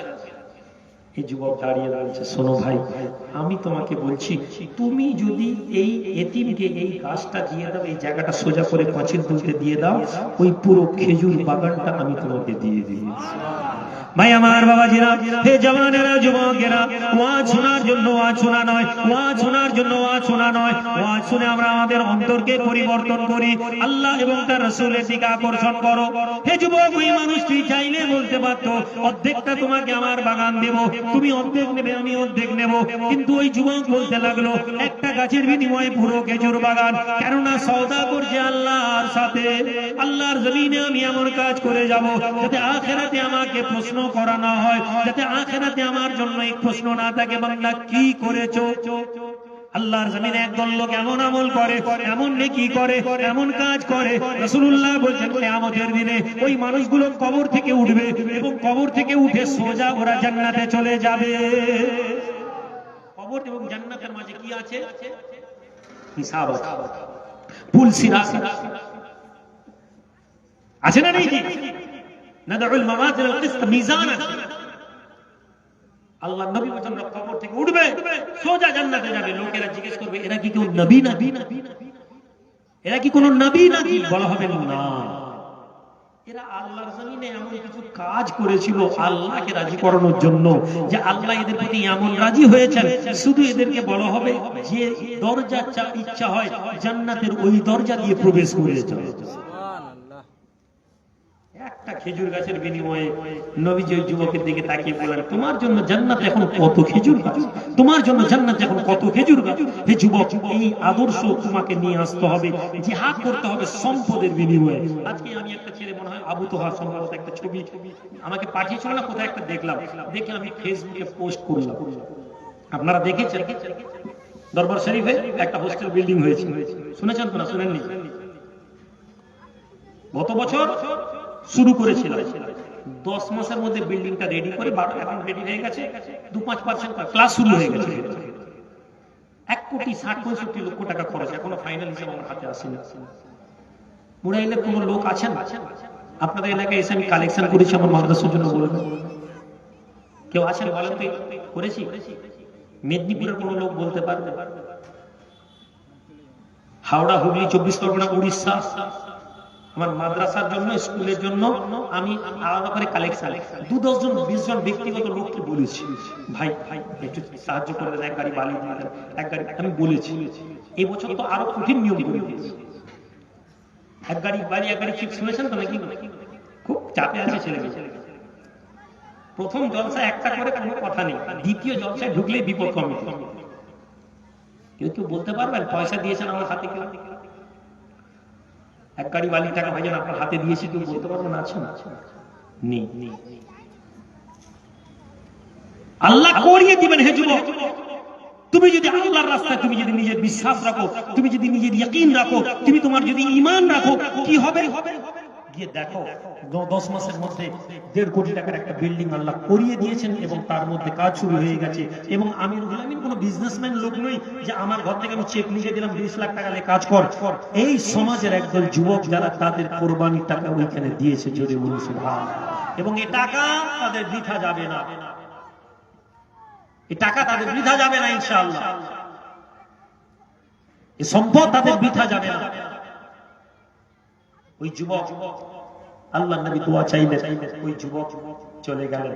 হে যুবক, তোমার অর্থ দিয়ে তোমাকে আল্লাহর রাস্তায় জিহাদ করতে হবে। অর্থ কি? আমি যে পয়সা কামাই, আমি যাকাত বার করে দিই, এটা হয়ে গেল আমার ডিউটি। এরপরে আমার সম্পদ, আমার পয়সা, আমার দৌলত, যেটা আমার কাছে অ্যাসেটস আছে, ওই অ্যাসেটস এর একটা অংশ আল্লাহর রাস্তায় দিতে হবে। আমি গরিব মানুষ, আমার কাছে কিন্তু 10,000 টাকা 50,000 টাকা নেই। মসজিদ থেকে বেরোনোর টাইমে একটা ছোট্ট রাস্তা আছে, ওই রাস্তাটা আমার নিজের জায়গায়। আমি বলছি না, আমি জায়গা দিব না। গ্রামের লোক বলছে, চাচা মসজিদ থেকে বেরোনোর রাস্তাটা তুমি দিয়ে দাও না। না না, আমি দিব না। হে যুবক, তুমি এই সম্পদ দিয়ে আল্লাহর রাস্তায় তুমি জিহাদ করতে পারবে। আল্লাহর নবীর জামানায় হযরত আব্দুল্লাহ ইবনে আব্বাসের বাড়িতে একটা পানির টন ছিল, পানির চল, পানি বের হতো। আল্লাহর নবীর জামানায় ছিল, আবু বকর সিদ্দিকের জামানায় ছিল, ওমর রাদিয়াল্লাহু তাআলার জামানাতে পানি হলেই মসজিদে নববীর রাস্তা ভিজে যেত, রাস্তা খারাপ হয়ে যেত, লোক পা দিয়ে চলতো, কাদা হতো, কাদা দিয়ে মসজিদে যখন ঢুকতো পায়ে কাদা লেগে যেত। আমিরুল মুমিনিন ওমর ইবনে খাত্তাবকে লোকেরা বলল, হে ওমর, দেখেছেন এই রাস্তায় এরকম এরকম ব্যাপার। ওমর বলছেন, এক কাজ করো, পানি টনটাকে সরিয়ে দাও অন্যদিকে, পানি টনটা সরিয়ে দেওয়া হবে। আব্দুল্লাহ ইবনে আব্বাস এসে দেখলেন, বললেন, কে করেছে এটা? কে করেছে? অথবা আব্বাস রাদিয়াল্লাহু তাআলা আনহু, যে কোনো একজন, আমি ভুলে গেছিলাম কে করেছে। বলা হলো ওমর। ওমরের বিরুদ্ধে কি বিচার দিয়ে দিলেন। হায় হায়, আমি বললাম আমার বিরুদ্ধে কিছু বললে আমার ছেলেরা ফেসবুকে আমার বিরুদ্ধে বলতে আরম্ভ করে দেয়। কিন্তু আমি বারবার বলেছি যে আমার হয়ে ওকালতি আপনারা করবেন না, কেননা আমি আমার ওকিল আল্লাহকে মেনে নিয়েছি। আল্লাহ আমাকে যা জবান দিয়েছেন, আমি যা গুছিয়ে কথা বলতে পারি, কাউকে বেইজ্জত করবো মনে করলে আলহামদুলিল্লাহ, আপনারা বিশ্বাস করুন আমার মতন ভালো বেইজ্জত করার রাস্তা নেই। আমি কোন কথা যখন উপস্থাপন করি প্রমাণ দিয়ে করি। আমি যদি ভুল কথা বলবো সেটাকে প্রমাণ করে তারপর ভুল কথা বলবো, নাউজুবিল্লাহ, কিন্তু আমি বলি না। পরে আপনাকে আমি কোন ছেলেকে দায়িত্ব দিইনি যে তারা কোনো মানুষ কোনো ব্যক্তির বিরুদ্ধে কথা বলুক। আমার বিরুদ্ধে যদি কেউ বলে, আমি আপনাদেরকে বারবার বলেছি যে আপনি সর্বোচ্চ যেটা আমার জন্য করতে পারবেন, আল্লাহকে মনে আল্লাহ দিয়ে ফয়সালা করুন, এই দোয়াটা আমার জন্য করতে পারেন। এর বাইরে আপনার কাছে ফেসবুক আছে বলে আপনি টপ টপ টপ টপ করে লিখে কিছু বলে দিলেন, আপনি ওটা জানেন না। সাইয়েদনা ওমর ইবনে খাত্তাব রাদিয়াল্লাহু আনহু, আল্লাহর নবী এবং আবু বকর সিদ্দিক বসেছিলেন, আবু জেহেল এসে আল্লাহ নবীকে গাল দিচ্ছে, আল্লাহ নবী চুপ করে বসে আছেন। আবু বকরকে গাল দিতে দিতে আল্লাহ নবীকে গাল দিচ্ছে, আল্লাহ নবী চুপ করে বসে আছেন। আবু বকর সিদ্দিক সহ্য করতে পারেননি, দাঁড়িয়ে পড়েছেন, দাঁড়িয়ে আল্লাহ রাসূলকে আবু জেহেলকে দু চারটা গালাগালি করেছেন। নবীজি চেহারা রাগ হয়ে গেল, নবীজি বেরিয়ে চলে যাচ্ছে, নবীজি রাগ হয়ে গেল, বেরিয়ে চলে যাচ্ছে। আবু বকর সিদ্দিক পিছনে পিছনে, ইয়া রাসূলুল্লাহ আমার কি ভুল হলো, আমি কিছু অন্যায় করলাম? নবীজি বলেন হ্যাঁ হ্যাঁ, হে আবু জেহেল, হে আবু বকর, আবু জেহেল যতক্ষণ আমাদেরকে গালাগালি করছিল, তোমাকে গালি দিচ্ছিল, আমি দেখছিলাম আল্লাহর পক্ষ থেকে এক দুটো ফেরেশতা এসে তোমার হয়ে জবাব দিচ্ছে। জোরে বলুন সুবহানাল্লাহ। যখন আপনার বিরুদ্ধে কেউ কথা বলে, আল্লাহর পক্ষ থেকে ফেরেশতা এসে আপনাকে করে। আমি রুহুল আমিন, আমি আপনাকে উকিল করিনি, কে বলেছে আমার হয়ে আপনাকে উত্তর দিতে? বরং পর্বের মধ্যে থেকে আবু জেহেল এবং গোলামে রাসূলের পার্থক্য হয়ে যাবে। ইহুদিরাও দাবি করত তারা আল্লাহর রাসূল। কোরআনে আল্লাহ বলেছেন, কুল ইয়া আইয়ুহাল্লাযীনা হাদু ইন যাআমতুম আন্নাকুম আউলিয়াউ লিল্লাহ। হে ইহুদিরা, তোমরা যে দাবি করো তোমরা আল্লাহর ওলি, ইহুদিরা দাবি করত আমরা আল্লাহর ওলি, আমরা আল্লাহর ওলি। ইহুদিরা বলতো, আল্লাহর কোরআন বলছে ইন যাআমতুম আন্নাকুম আউলিয়াউ লিল্লাহ। হে ইহুদ, তোমরা যে দাবি করো তোমরা আল্লাহর ওলি, ফাতামান্নাউল মাউত, তোমরা মৃত্যু কামনা করো। ওয়ালা ইয়াতামান্নাউনাহু আবাদান বিমা কদ্দামাত আইদিহিম ওয়াল্লাহু আলিমুন বিযালিমিন। ওরা কখনো বলবে না, ওরা কখনো বলবে না। সুতরাং মুসলমান ছেলে জিহাদ যে রাস্তা শিখিয়ে দিচ্ছি, ওর বাইরে কোনো জিহাদ হবে না। কারো বিরুদ্ধে কথা বলা কখনো সম্ভব নয়। হক কথা বলতে গেলে ওমরের বিরুদ্ধে অভিযোগ এনেছেন, মুসলমানরা ওমরের পক্ষে দাঁড়ায় না। কাজী বিচার ডেকেছে, ওমর আপনার বিরুদ্ধে বিচার আছে। ওমর এসে গেছেন, আব্দুল্লাহ আব্বাস রাদিয়াল্লাহু তাআলা আনহু, আব্দুল্লাহ ইবনে আব্বাস দাঁড়িয়েছেন, এই আমিরুল মুমিনিন। ওমর এই লাইনটাকে ঘুরিয়েছে, আপনি কি জানেন না এটা রাসূলুল্লাহ লাগিয়ে দিয়ে গেছিলেন? নবীজি যে কাজ করে দিয়ে গেছেন সেই কাজটা ওমর করলো কি করে? হযরত ওমর বলছেন, হে আমিরুল মুমিনিন, হে কাজী, বিচার করার আগে আমাকে অনুমতি দিয়েছে, আমি কিছু বলবো? জি, আমি এটা জানতাম না। সুবহানাল্লাহ, জোরে বলুন না সুবহানাল্লাহ। কি আশ্চর্য আদর্শ! আমরা পারলাম না ভাই, ভুল হলে না বলে ভাই আমার ভুল হয়ে গেছে। আজকে আমি এতে ছিলাম দেরিয়া চোখ মানুষ কথা বলতে বলতে আমাকে বলছে আপনাকে এরকম একটা কথা বলেছি, আমি ভুলে গেছি। আমার স্বীকার করতে দ্বিধা নেই। আমি বললাম যে ভাই তার আমার ভুল হয়ে গেছে। আমি একদল লোকের হয়ে লড়াই করছিলাম, যাদের পক্ষে কথা বলছিলাম তারাই গ্রাম তাদের বিরুদ্ধে, আমি তাদের কথা বলছিলাম। তারা লাস্টে নিজেরাই বলছে না না না আমি বলেছি। তখন আমি বললাম ভাই আমাকে কিন্তু ভালো বিষয়টা স্বীকার করে নিন, আপনি বলুন যে আমার ভুল হয়ে গেছে। এই কথা বলতে পেরে যান যদি আপনি ইবাদুর রহমান, আপনি আল্লাহর বান্দা, আপনাকে ভুলের উপর সৃষ্টি করা হয়েছে। আমি রুহুল আমিন, আমি 100% ঠিক হবো, এটা হতেই পারে। ওমর বলছেন, হে কাজী, বিচার করার আগে আমি কি বলবো? হ্যাঁ, আমি এটা জানতাম না, এর ফয়সালা কি আমি করে দেব? জি করে দিন। ডাকলেন, ভাই আমার কাঁধে চড়ো। আব্দুল্লাহ ইবনে আব্বাসকে কাঁধে তুলে নিলেন, তুলে নিয়ে হযরত ওমর রাদিয়াল্লাহু তাআলা আনহু কি করলেন? বললেন টংটা যেমন ছিল তেমনি করে দাও, যেমন নবীজি জামানা ছিল সেরকম করে দাও। জামানার আমিরুল মুমিনিন, আমিরুল মুমিনিন, মুসলমানদের নেতা, তার কাঁধে একজন অন্য সাহাবী দাঁড়িয়েছেন। হায় হায়, আমাদের তো ইজ্জত এমন যে বেলুনের মতো, একটু কেউ যদি হাত লাগিয়ে দেয় আমাদের ইজ্জত ফেটে যাবে। আমাদের ইজ্জত বেলুনের মতো, আপনি একটুখানি আঘাত করে দেন পড়াস করে ফেটে যাবে। আমরা বলি আমরা নবীর গোলাম, আমরা দাবি করি আমরা রাসূলের সুন্নাতের অনুসারী। আর এখানে ওমর কাঁধের মধ্যে জামানার আমির তুলে দিয়েছেন। বলতে পারতেন ভাই ঠিক করে দিচ্ছি, তুলে দিয়ে বলছেন মদিনার লোক দেখুক, ভুল হলে ওমর সেটা ঠিক কিভাবে করে নেয়। জোরে বলুন সুবহানাল্লাহ।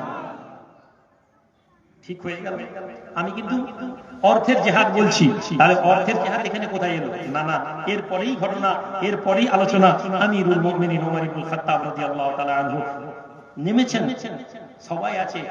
তিনি বলছেন, শুনেন, আপনি যদি আল্লাহর উপরে দাঁড়িয়ে কোরবানি করতে পারেন, শুনেন আমার এই ঘরটা আমি মসজিদ নববীতে আমি আল্লাহর জন্য ওয়াকফ করে দিলাম। জোরে বলুন। হে আমার ভাইরা, জওয়ানেরা, হে জওয়ানেরা, মুসলমানেরা, আল্লাহ দ্বীনের রাস্তায় অর্থ দিয়ে তোমরা জিহাদ করো। মাদ্রাসাগুলো, মক্তবগুলো, মসজিদগুলো এবং আল্লাহর রাস্তায় ওই কাজগুলো করো যে কাজগুলো তোমাদেরকে এগিয়ে নিয়ে যাবে। আজকে মুসলমানদের জন্য জিহাদ সবচেয়ে উত্তম কি? ছেলেদেরকে শিক্ষিত করা। আজকে আপনি কোথায়? আপনি পাওয়ারের মধ্যে নেই, আজকে আপনি পাওয়ারের মধ্যে নেই, মসজিদের মধ্যে আজকে ওয়াকফ বিলকে অ্যামেন্ডমেন্ট করে দিল, ওয়াকফ বিলকে আইনে লাগু করে দিল, মুসলমান রাস্তায় দাঁড়িয়ে প্রতিবাদ করছে, চেঁচাচ্ছি আমরা, প্রতিবাদ করতে পারি। আচ্ছা বলুন তো, এই প্রতিবাদ আইনে কোনো এফেক্ট পড়বে? ওটা দেশ আপনার সাথে আসবে না, এটাই সত্য কথা।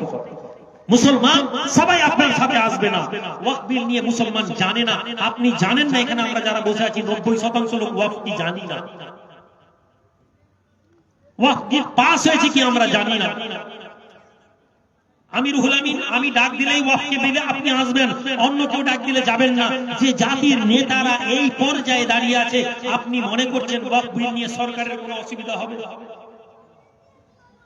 সরকারের জন্য কোনো অসুবিধা? সরকার জানে যে এই জাতির মধ্যে আমরা এত বিভক্তি এনে দিয়েছি, এই জাতিকে নিয়ে টেনশন করার দরকার নেই। কিন্তু একজন জনগণ হিসেবে, একজন আম মুসলমান হিসেবে আপনার কর্তব্য কি শুনে রেখে দেন। আমি রুহুল আমিন ডাক দিই অথবা না দিই, আমি রুহুল আমিন বলি অথবা না বলি, যখন দেখবেন ওয়াকফ নিয়ে কোনো ইসলামের জন্য এমন লোক কথা বলছে যা ইসলামের এবং মুসলমানদের স্বার্থে, আপনি আপনার দায়িত্বে ওখানে পৌঁছে যাবেন, অপেক্ষা করবেন না।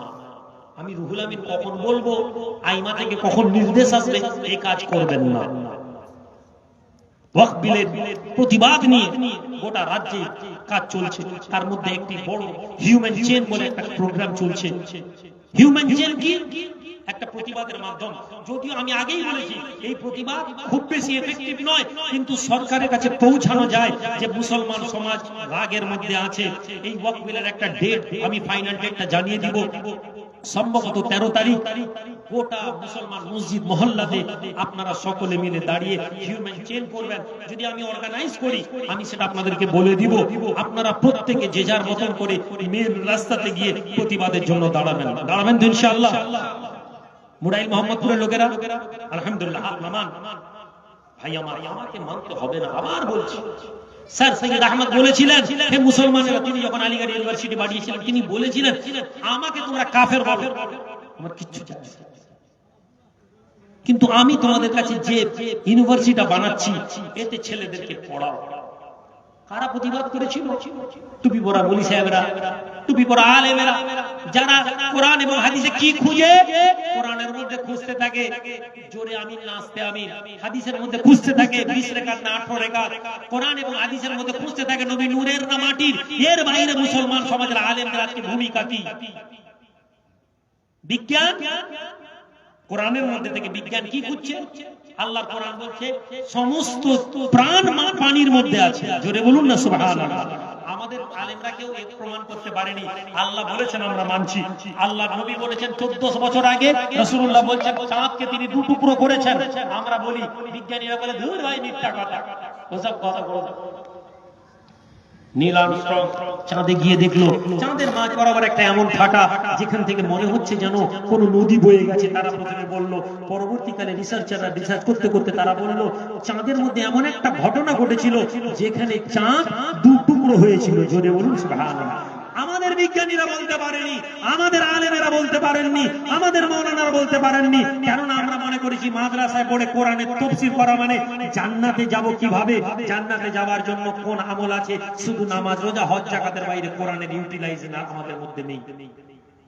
আমাদের আলেমেরা যারা আজকের দিনও বলে যে রাজনীতি ইসলামের মধ্যে নেই, নবীজি যে রাজনীতি করেছেন ওই রাজনীতি এখানে নেই, তারা জেনে নিন তারা আল্লাহ এবং তার রাসূলের দ্বীনের সাথে খেয়ানত করলো। তাদের দায়িত্ব কোন রাজনীতি রাসূলুল্লাহ করেছেন এবং সেটা মুসলিম সমাজে কিভাবে হবে এটা তাদেরকে বলতে হবে। আর না হলে তারা যেন চুপ থাকে যে রাজনীতি ইসলামে নেই, এই ভাষা যেন তারা না বলে। রাহমাতুল লিল আলামিন দয়ার নবী নূর নবীর কোরআন আমাদেরকে বলে দিল, দুইটা মারাজাল বাহরাইন ইয়ালতাকিয়ান বাইনাহুমা বারযাখুল লা ইয়াবগিয়ান। কোরআনের মধ্যে আয়াতে আমরা কেউ জানি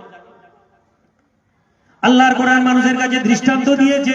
1450 বছর আগে মরুভূমির মধ্যে একজন মানুষ ছিলেন যাকে আল্লাহ পাক শ্রেষ্ঠ মানুষ করেছেন, যাকে পৃথিবীর জমিনে আল্লাহ সর্বোত্তম মানুষ করেছেন। ওই মানুষ কোনোদিন কোনো জাহাজ দেখেননি, ওই মানুষ কখনো সমুদ্র পথ অতিক্রম করেননি। ওই মানুষ বলে দিলেন আল্লাহর জমিনের মধ্যে, সমুদ্রের মধ্যে 2টা সমুদ্র একসাথে প্রবাহিত হয় এবং 2টা সমুদ্র মিলে যায় না। আমরা বিশ্বাস করেছি। আল্লাহর নবী বলেছেন প্রমাণ করতে পারবেন। বিজ্ঞান স্যাটেলাইট আবিষ্কার করলো, স্যাটেলাইট দিয়ে গোটা পৃথিবী ঘুরতে ঘুরতে ঘুরতে ঘুরতে একদিন তারা দেখে সমুদ্র বরাবর একটা রেখা আছে, যে রেখার পানি দুটো একসাথে কানেক্ট হয় না। কোরআনের এই কথাটা বিজ্ঞান মেনে নিল যে 1450 বছর আগে এই মানুষ কোন সাধারণ মানুষ নন। জোরে বলুন সুবহানাল্লাহ। আজ আমাদের কাছে ধর্ম মানে কি? কেন আজকে আপনি ধর্মের ব্যাপারে এই জিহাদ করতে পারলেন না? কেন মুরাইন থেকে একটা ছেলে আজ 50 বছরে মুরাইন থেকে একটা যদি কোনো ছেলে বেড়ায়, সেটা কি হয়? স্কুল মাস্টার, না হলে মুরাইন থেকে একটা রেলের কর্মচারী, না হলে মুরাইন থেকে একটা কোনো বিডিও অফিসের ক্লার্ক। কেন মুরাইন সহ গোটা পূর্ব মেদিনীপুর জেলা থেকে একজন মুসলমান সায়েন্টিস্ট পয়দা হলো না? এর দায় কে নিবে? কেন মুসলমানদের মধ্যে থেকে একজন বড় রিসার্চার তৈরি হলো না, অ্যাস্ট্রোনট তৈরি হলো না? আর যদি তৈরি হয়, কয়েকটা মিলিটারি তৈরি হয়েছে, জেনারেল ব্রিগেডিয়ার তৈরি হয়নি। কেন হয়নি? আমাদের কাছে জানা নেই, আমরা তৈরি করতে পারিনি। কেন এয়ারফোর্স, ইন্ডিয়ার এয়ারফোর্স মধ্যে আমরা আসতে পারিনি? কেন আমাদের ছেলেরা নেভিতে বড় পদ অবলম্বন করতে পারেনি? কেন তারা রিসার্চার সেন্টারে তারা সুযোগ পায়নি? কেন আমাদের গ্রামের পুরো জেলার নাসাতে একটা ছেলে যায়নি? কেন যায়নি? এ কথা আমরা ভাবতে পারিনি। আমরা মনে করছি এটা কোনো ধর্মের কথা নয়।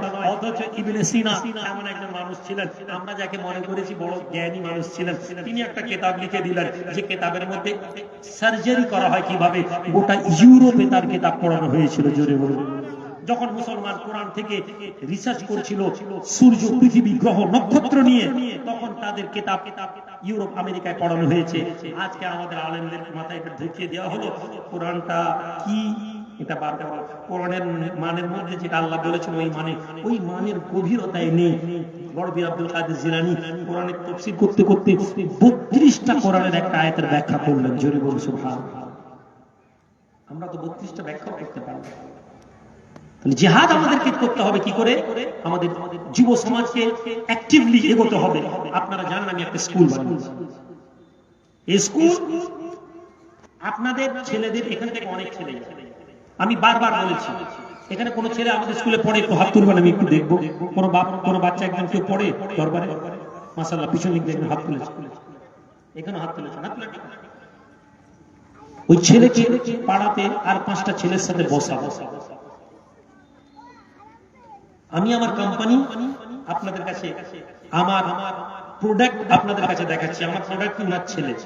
আমাদের প্রতিষ্ঠানের প্রোডাক্ট কি? ওই যে পিছনে ছেলে। ওই ছেলেকে বসাবেন, গ্রামের আর 4টা ছেলেকে বসাবেন, বিশেষ করে যাদের কাছে পয়সা আছে তাদের কাছে বলছি। 4টা ছেলেকে বসিয়ে কথা বলবেন, শুধু কথা বলবেন। পার্থক্য যদি নজরে না আসে, আপনার ছেলেকে আমার স্কুলে ভর্তি করার দরকার নেই। জি জি, আল্লাহ আমাকে যদি বাঁচিয়ে রাখে। বারবার হায়াত মতের কথা আমি জানি না, যে স্বপ্ন নিয়ে বুঝছি, যে কথাগুলো পিছনে বলে দিয়ে এলাম, যতগুলো কথা আপনি দেখবেন একটা টাইম আসবে প্রতিষ্ঠান থেকে। গত বছর দরবারে আপনারা দেখেছেন, গত বছর দরবারে দেখেছেন জলসা, বিদেশ থেকে বড় বড় প্রফেসর এসেছিলেন। জি জি, হ্যাঁ ভাই, পয়সার প্রয়োজন আছে। বিজনেস করার মানসিকতা থাকলে না যাকাত তুলে আরম্ভ করে দিতাম। যাকাত, আর এটা তো মুসলিম সমাজে এভেলেবেল। যাকাতের পয়সা তুললে কেউ আমাকে বলবেন খারাপ কাজ, কিন্তু যুব সমাজ কোনোদিন জানলো না যে যাকাত কোথায় আল্লাহ দিতে বলেছেন। আমি যদি বলি আপনি দুঃখ পাবেন। আলেম ওলামারা, মাওলানারা সব আছেন, বসে বলুন ভাইজান মনে হয় যাকাতের বিরুদ্ধে বলছে। কোনোদিন আলেমকে জিজ্ঞেস করলেন যে ভাই আল্লাহ তো যাকাত দিতে বলেছেন, কোথায় দিতে বলেছেন? কোরআনে আমাকে মানেটা দেখানো। যাকাত দিয়ে দিলে এই জাতি এগোবে কিভাবে? এই জাতিকে অন্ধ করে রাখলে আমাদের দোকান চলবে। এই জাতিকে জাগিয়ে দিলে বড় সমস্যা। আপনারা ভাববেন না যারা জাগানোর কথা বলছে তারাও অন্ধ করে রেখেছে। ইল্লা মাশাআল্লাহ কিছু লোক আছে যারা হক কথা বলছে। আমাদের ছেলেদেরকে, আমাদের সমাজকে অগ্রগতি করতে গেলে আমাদের অন্তরের ভিতরে আমাদেরকে, আমাদের অর্থ সম্পদ নিয়ে আমাদের যুবক সমাজকে তুলতে হবে। আর ওয়াতুজাহিদুনা ফি সাবিলিল্লাহি বিআমওয়ালিকুম ওয়া আনফুসিকুম, জান দিয়ে জিহাদ করতে হবে। জান দিয়ে জিহাদ কি? যেখানে অন্যায় হচ্ছে, যেখানে অপরাধ হচ্ছে, এই যে বললাম ধরুন হিউম্যান জেট তৈরি হবে ওয়াকফে, গভর্নমেন্ট বলে দিল বেরোনো যাবে না, আমরা বেরোবো না, বেরোবো না, জোরে বলুন। আপনার মনে হয় আমরা সবাই বেরোবো? সবাই বেরোতে পারবে? কেন বেরোতে পারবো না? নবীজি জিহাদের জন্য সবাইকে ডাকেন, সবাই মদিনা থেকে বেরোলো, মুনাফিকরা পিছাতে লাগলো, পিছাতে মুনাফিকরা জবাব বন্ধ করে দিল। কিসের জন্য? মুনাফিকরা বললো এখন ব্যবসা আছে, এখন খেজুর পাকার টাইম হয়ে গেছে, এখন কি জিহাদে যায়, অন্য টাইম হলে যেতাম, যাবো না। আপনাদের মধ্যে আমাদের মধ্যে একদল লোক থাকবে যারা বলবে ভাই এখন কি করে বেরোবো, এখন তো কাজ আছে, এখন তো কর্ম আছে। শুনেন হে যুবক, আল্লাহর রাস্তায় আপনাকে আমাকে দাঁড়াতে হবে। আমি দাঁড়িয়েছি, আমি ডাক দিয়েছি, আপনি এসেছেন, আমি জিতলাম কি আপনি জিতলেন এটা আল্লাহ দেখবেন না। আল্লাহ পাক যেটা দেখবেন যে তুমি দাঁড়িয়েছো। হযরত আবু কুদামা রাহমাতুল্লাহ আলাইহি অনেক বড় আল্লাহর ওলি ছিলেন এবং মুজাহিদ ছিলেন, এবং আহলে হাদিস যারা এই আবু কুদামা রাহমাতুল্লাহ আলাইহিকে অনেক মানে। তিনি বসে আছেন, বাচ্চা ছেলেরা তাকে ঘিরেছে, বুড়ো হয়ে গেছে। বুড়ো হয়ে জিজ্ঞেস করছেন যে আপনার জীবনের কি ঘটনা আছে। আবু কুদামা বলছেন রাসূলুল্লাহ সাল্লাল্লাহু আলাইহি ওয়াসাল্লাম আমাদেরকে আমাদের অন্তরের মধ্যে জিহাদের আকাঙ্ক্ষা রাখতে বলেছেন, জোরে বলুন, এবং এই আকাঙ্ক্ষার মধ্যে শাহাদাতের আকাঙ্ক্ষা রাখতে বলা হয়েছে, জোরে বলুন সুবহানাল্লাহ। খালিদ ইবনে ওয়ালিদ, হে যুবক যারা ভয় পাও কিছু বিপদ হয়ে যাবে, তোমাদের উদ্দেশ্যে বলছি, খালিদ ইবনে ওয়ালিদ মারা যাচ্ছেন, বিছানায় পড়ে আছেন, বিছানায় চোখের কোণে পানি। সবচেয়ে বেশি দুনিয়াবি জীবনে যে ঝগড়া করেছেন যার সাথে, সেই লোকটার নাম হচ্ছে ওমর, আমিরুল মুমিনিন ওমর ইবনে খাত্তাব। খালিদ ইবনে ওয়ালিদের বিরুদ্ধে মানুষকে খুন করার অভিযোগ এনেছেন, খালিদ ইবনে ওয়ালিদের বিরুদ্ধে জিনা করার অভিযোগ এনেছেন। মৃত্যুর সময় তিনি এসেছেন, খালিদ ইবনে ওয়ালিদ দাঁড়িয়ে আছেন, সম্পর্কে খালাতো ভাইও হতো। আল্লাহ নবী সাহাবী খালিদ ইবনে ওয়ালিদ কাঁদেন আর বলেন ওমর, আমার মনে হয় আল্লাহ পাক আমাকে দুনিয়ার জমিন থেকে ঈমান দিয়ে নিয়ে যাবেন না, আমার গুনাহ বেশি, আমার অপরাধ বেশি, আল্লাহ পাক কি আমাকে maaf করবেন? খালিদ ইবনে ওয়ালিদ দের হাতটা আমিরুল মুমিনিন ওমর ইবনে খাত্তাব ধরে নেন আর বলেন হে সাইফুল্লাহ, আল্লাহর তরোয়ার, জোরে বলুন সাইফুল্লাহ। মুতার লড়াই রাসূলুল্লাহ বলেন এই যায়েদ তুমি সেনাপতি হবে, এই আলী ইবনে আবি তালিব তুমি এই কি বলেন হযরত আলীর ছেলে জাফর বিন আবি তালিব তুমি জিহাদের সেনাপতি হবে। আরেকজনের নাম বলেন তুমি জিহাদের সেনাপতি হবে। একটা জিহাদে তিনজন, কেন? নবীজি বললেন তোমার পরে তোমার, তোমার পরে তোমার। যখন বেরোচ্ছে ইহুদিরা বলছে এই মুসলমান এই তিনটা লোকই শহীদ হয়ে যাবে। নবী যখন আমার পরে আরেকজনকে বলছেন তার মানে এটা নিশ্চিত আমি মরে যাব। শোনার পরে কেউ বলেননি ইয়া রাসূলুল্লাহ আমি জিহাদে আজকে যেতে পারবো না। প্রত্যেকে বেরিয়েছেন। আল্লাহু আকবার। কেন না, যখন রোম প্রশ্ন করছে আরে মুসলমানদের সাথে আমরা পারছি না কেন, রোমের সেনাপতি বলেছিল বাদশা মুসলমান লোকেরা লড়াই করে মৃত্যুকে কবুল করার জন্য, শহীদ হওয়ার জন্য, আমাদের লোকেরা লড়াই করে বাঁচার জন্য। হে মুসলমান, তোমার কাছে যদি অন্যায়ের জন্য তোমাকে প্রতিহত করতে হয়, তাহলে তোমার এই প্রতিহত করা মৃত্যু থেকে বাঁচার জন্য প্রতিহত হবে না। তোমার ছেলে, তোমার মেয়ে, তোমার বিবি দুনিয়া ছেড়ে তোমাকে যেতে হবে। লা ইয়ানফাউ মাল ওয়ালা বানুন, তোমার ছেলে কোনো কাজে আসবে না। তোমার এই বাড়ি, আমার এই বাড়ি, আমার এই পয়সা, আমার ব্যাংক ব্যালেন্স, আমার টাকা, ইজ্জত কিচ্ছু কাজে আসবে না। কি কাজে আসবে? আল্লাহর কাছে বিকলবিন সালিম, ইল্লা মান আল্লাহ বিকলবিন সালিম। আল্লাহর কাছে যে ব্যক্তি প্রশান্ত মনটা নিয়ে গেছে। জিহাদের আকাঙ্ক্ষা কেমন রাখতে হবে? একটি 12 থেকে 14 বছরের ছেলের ঘটনা বলবো, তারপরে আমি আমার আলোচনা শেষের দিকে নিয়ে যাব। সম্মানিত হাজিরিন আসেন, আবু কুদামা রাহমাতুল্লাহ আলাইহি বলছেন যে আমরা যখন বাইতুল মুকাদ্দাসকে দখল হলো, এই বাইতুল মুকাদ্দাসের দখলের গল্প আজকে না, আজকে ইহুদিরা দখল করছে এমন নয়, যুগে যুগে বাইতুল মুকাদ্দাস দখল করার লড়াই চলেছে। যুগে যুগে ইহুদিরা দখল করেছে, মুসলমানরা তাদেরকে মেরে বার করেছে, আবার দখল করেছে, আবার বার করেছে। শেষ সালাহউদ্দিন আইয়ুবী রাহমাতুল্লাহ আলাইহি ছারখার করে দিয়েছিলেন, এবং পরে এই সালাহউদ্দিন আইয়ুবীকে ইহুদিরা তার কবরে গিয়ে লাত মেরেছিল আর বলেছিল হে সালাহউদ্দিন দেখ আমরা আবার বাইতুল মুকাদ্দাসে এসেছি। তারপর থেকে আর মুসলমান পারেনি। তারপর থেকে পাক্কা ঈমানদার আছে, নামাজি মুসলমানদের মধ্যে বেড়েছে, আর বাইতুল মুকাদ্দাসকে গ্রহণ করার ক্ষমতা কারো হয়নি। আবু কুদামা রাহমাতুল্লাহ আলাইহি বলছেন আমাদের কাছে খবর গেল নাসারারা, খ্রিস্টানেরা বাইতুল মুকাদ্দাসে মুসলমানদের উপর আক্রমণ করতে আসছে। আমরা গ্রাম থেকে মুসলমানরা বেরোতে আরম্ভ করলাম। যদি বলুন হে মুসলমান, আবার বলছে আল্লাহর রাস্তায় বেরোনোর অভ্যাস করো, আল্লাহর রাস্তায় বেরোনোর অভ্যাস করো। আল্লাহর বান্দা আবু কুদামা রাহমাতুল্লাহ আলাইহি বলেন, আমরা একটি গ্রামের মধ্যে, দামেস্কের একটি গ্রামের মধ্যে আমরা পৌঁছালাম। ওখানে বিকেলবেলা মানুষজনকে আমরা বলতে লাগলাম, হে মুসলমানেরা, বাইতুল মুকাদ্দাস আক্রমণ হয়েছে, আমাদের দায়িত্ব বাইতুল মুকাদ্দাসকে প্রতিহত করা, চলো আমরা আল্লাহর রাস্তায় বেরোবো। মুসলমান গ্রামের মধ্যে কিছু যুবকেরা আমাদের সাথে বেরিয়ে গেল এবং আমাদেরকে পরামর্শ দিল, আজ রাতে আমরা যেন এই গ্রামে থেকে যাই, আগামীকাল সকালবেলা আমরা এখান থেকে রওনা দেব। আবু কুদামা বলেন, আমরা মুজাহিদরা বিভিন্ন জায়গায় আমাদেরকে রাখা দেওয়া হলো, আমাকে একটি ছোট্ট ঘর দিল মসজিদের পাশে, বলা হলো এই ঘরে আপনি আরাম করুন। হে যুবক, মসজিদের পাশে একটা বাড়ি বানাও। প্রতিটি মুসলমানদের দায়িত্ব মসজিদের পাশে একটি ঘর তৈরি করে রাখা, ওই ঘরটাকে খানকা বলুন। এটা শিয়াদের মধ্যে আছে, শিয়াদের মধ্যে প্রচলন আছে। আমরা সমালোচনা করি শিয়া কাফের, আমি আপনাদেরকে শিয়াদের আকীদা নিয়ে আলোচনা করছি না।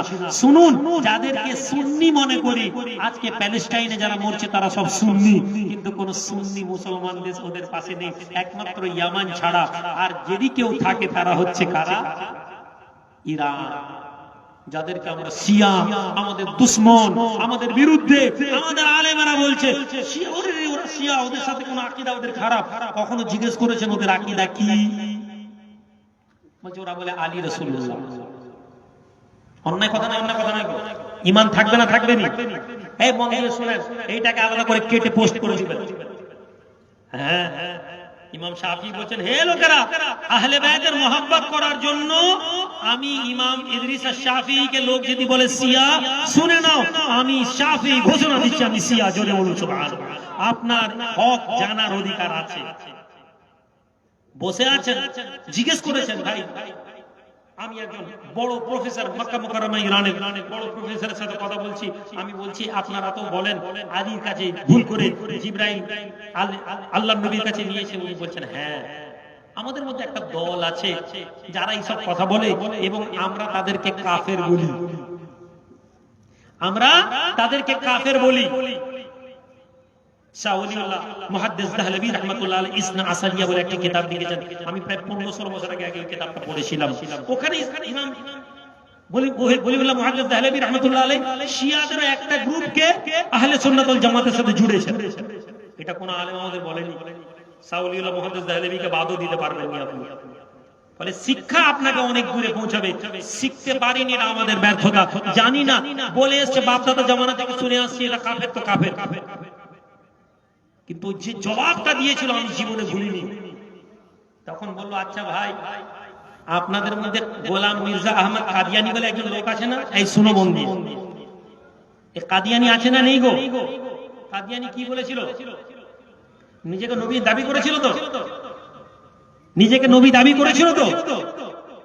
বললো যে গোলাম আহমদ কাদিয়ানিকে আপনারা আপনাদের সুন্নিদের মধ্যে সেও নবী দাবি করেছিল, ওই কাদিয়ানির জন্য কি গোটা সুন্নিকে আমি কাফের বলবো? কত বড় কথা, কত শিক্ষার কথা। দাঁড়িয়ে দাঁড়িয়ে আমাদের কিতাব থেকে তারা যা জবাব দেয়, আপনি যদি শোনেন আপনার মাথা খারাপ হয়ে যাবে। আমাদের কাছে কেউ জবাব দেয়নি, আমাদেরকে কেউ বলেনি। আজ প্যালেস্টাইনকে যদি ইরান যদি প্যালেস্টাইনের পক্ষে না দাঁড়াতো, আমরা শিয়াদেরকে নিয়ে এত কথাও বলতাম না, আমরা তো ঘাটাঘাটি করতাম না। হ্যাঁ, আমি জানি শিয়াদের আকীদা অনেক খারাপ আছে, যেটা আছে সেটা আছে, যারা মানে তারা মানে। কিন্তু আজ প্যালেস্টাইনের জন্য যেটা করার দরকার ছিল কুয়েতে, যেটা করার দরকার ছিল দুবাইয়ে, যেটা করার দরকার ছিল সৌদি আরবে, হ্যাঁ তারা কেউ বেড়ায়নি। তারা বলছে মসজিদে ঠিক টাইমে আজান হবে। হ্যাঁ, জেদ্দাতে মসজিদে আজান দিতে গিয়ে হোটেলের মধ্যে একজন বিদেশির ঘুম ভেঙে গেছে। সৌদি সরকারকে বলছে আজান হলে আমাদের ডিস্টার্ব হয়। সৌদি সরকার হুকুম দিয়ে দিল, এই মসজিদের বাইরে ওই হোটেলের আজান বন্ধ করে দাও। এই ইতিহাস জানেন? পশ্চিমবঙ্গে দাঁড়িয়ে বসে বসে বলছেন বিজেপি আজান বন্ধ করে দিবে বলছে। উরি বাপরে, আমাদের আলেমদের কি লাফানো! জান দিয়ে দিব, মসজিদের আজান বন্ধ করব না। জি না, লিখে নেন, রেকর্ড হচ্ছে। এক টাইম তারা এই কাজ করবে। আমাদের মধ্যে ইল্লাহ মাশাআল্লাহ, আল্লাহ যাদেরকে তৌফিক দিয়েছেন, 2-4 জন দাঁড়াবে হয়তো, বাকি সব আলেম বলবে কি করবে ভাই, সরকার জালে মেনে নিতে হবে, দোয়া চাইতে হবে। তখন আমরা বলবো না চলো রাস্তায় দাঁড়িয়ে আজান দিই, আমাদের কিন্তু টেনে নিয়ে যায়নি, আমরা বলবো না। করোনার টাইম আমরা বলিনি, করোনার টাইম আমাদের মসজিদ বন্ধ করে দিয়েছে। আমরা বলতে পারি, আমরা নিজেদেরকে দাবি করি আমরা হকের উপরে আছি। ইমাম মক্কা মুকাররমায় হাসপাতালের মধ্যে আযান বন্ধ করে দিয়েছে। আমি হাসপাতালে আগে হজে গেলে কোনো না কোনো কাজে হাজীদেরকে নিয়ে আমি কখনো কখনো হাসপাতালে গেছি, আযান হয় মসজিদের ভিতরে বন্ধ করে দিল, বললো আযান হলে রোগীদের ডিস্টার্ব হয়, আযান বন্ধ করে দাও। মসজিদের বাইরে ছোট লাউড স্পিকারে আযান হয়। আপনি মনে করছেন এদেরকে আপনার দলের লোক মনে করে আপনি অহংকার করছেন। আর ওদিকে শিয়া তারা বলছে বাইতুল মুকাদ্দাসের কোন বাচ্চার উপর আঘাত হলে আমরা আঘাত করব। লড়ে যাচ্ছে, এখনো লড়ে যাচ্ছে। 100 পাওয়ারের এগেইনস্টে 10 পাওয়ার। ইরানের কি আছে? এর থেকে অনেক বেশি পাওয়ার সৌদি আরবের, এর থেকে অনেক বেশি পাওয়ার কুয়েতের। কিন্তু আমাদের সহি আকীদার ভাইরা কি করছে?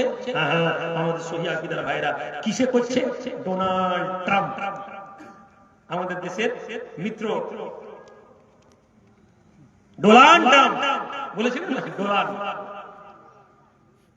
ডোনাল্ড ট্রাম্প আমেরিকায় গিয়ে, আমেরিকা থেকে গিয়ে কুয়েত, এই কি বলে কাতার, দুবাই এবং সৌদি আরব থেকে 80 লক্ষ কোটি টাকার ব্যবসা করে ঘরে চলে এসেছে। 80 লক্ষ কোটি টাকা। 1 লক্ষ কোটি টাকা তারা যদি বলতো 1 লক্ষ কোটি টাকার গাজার মুসলমানদেরকে খাওয়ারটা দিচ্ছি, আর কিছু লাগবে না, আমরা বন্দুক পাঠাবো না, আমরা অস্ত্র পাঠাবো না। আমরা আজকে খবর কাগজ দেখেছেন, গতকালকে আমি দিয়েছি নিউজ, ফ্রন্টলাইন নিউজ, ওয়াদিটা পড়বেন ভাই।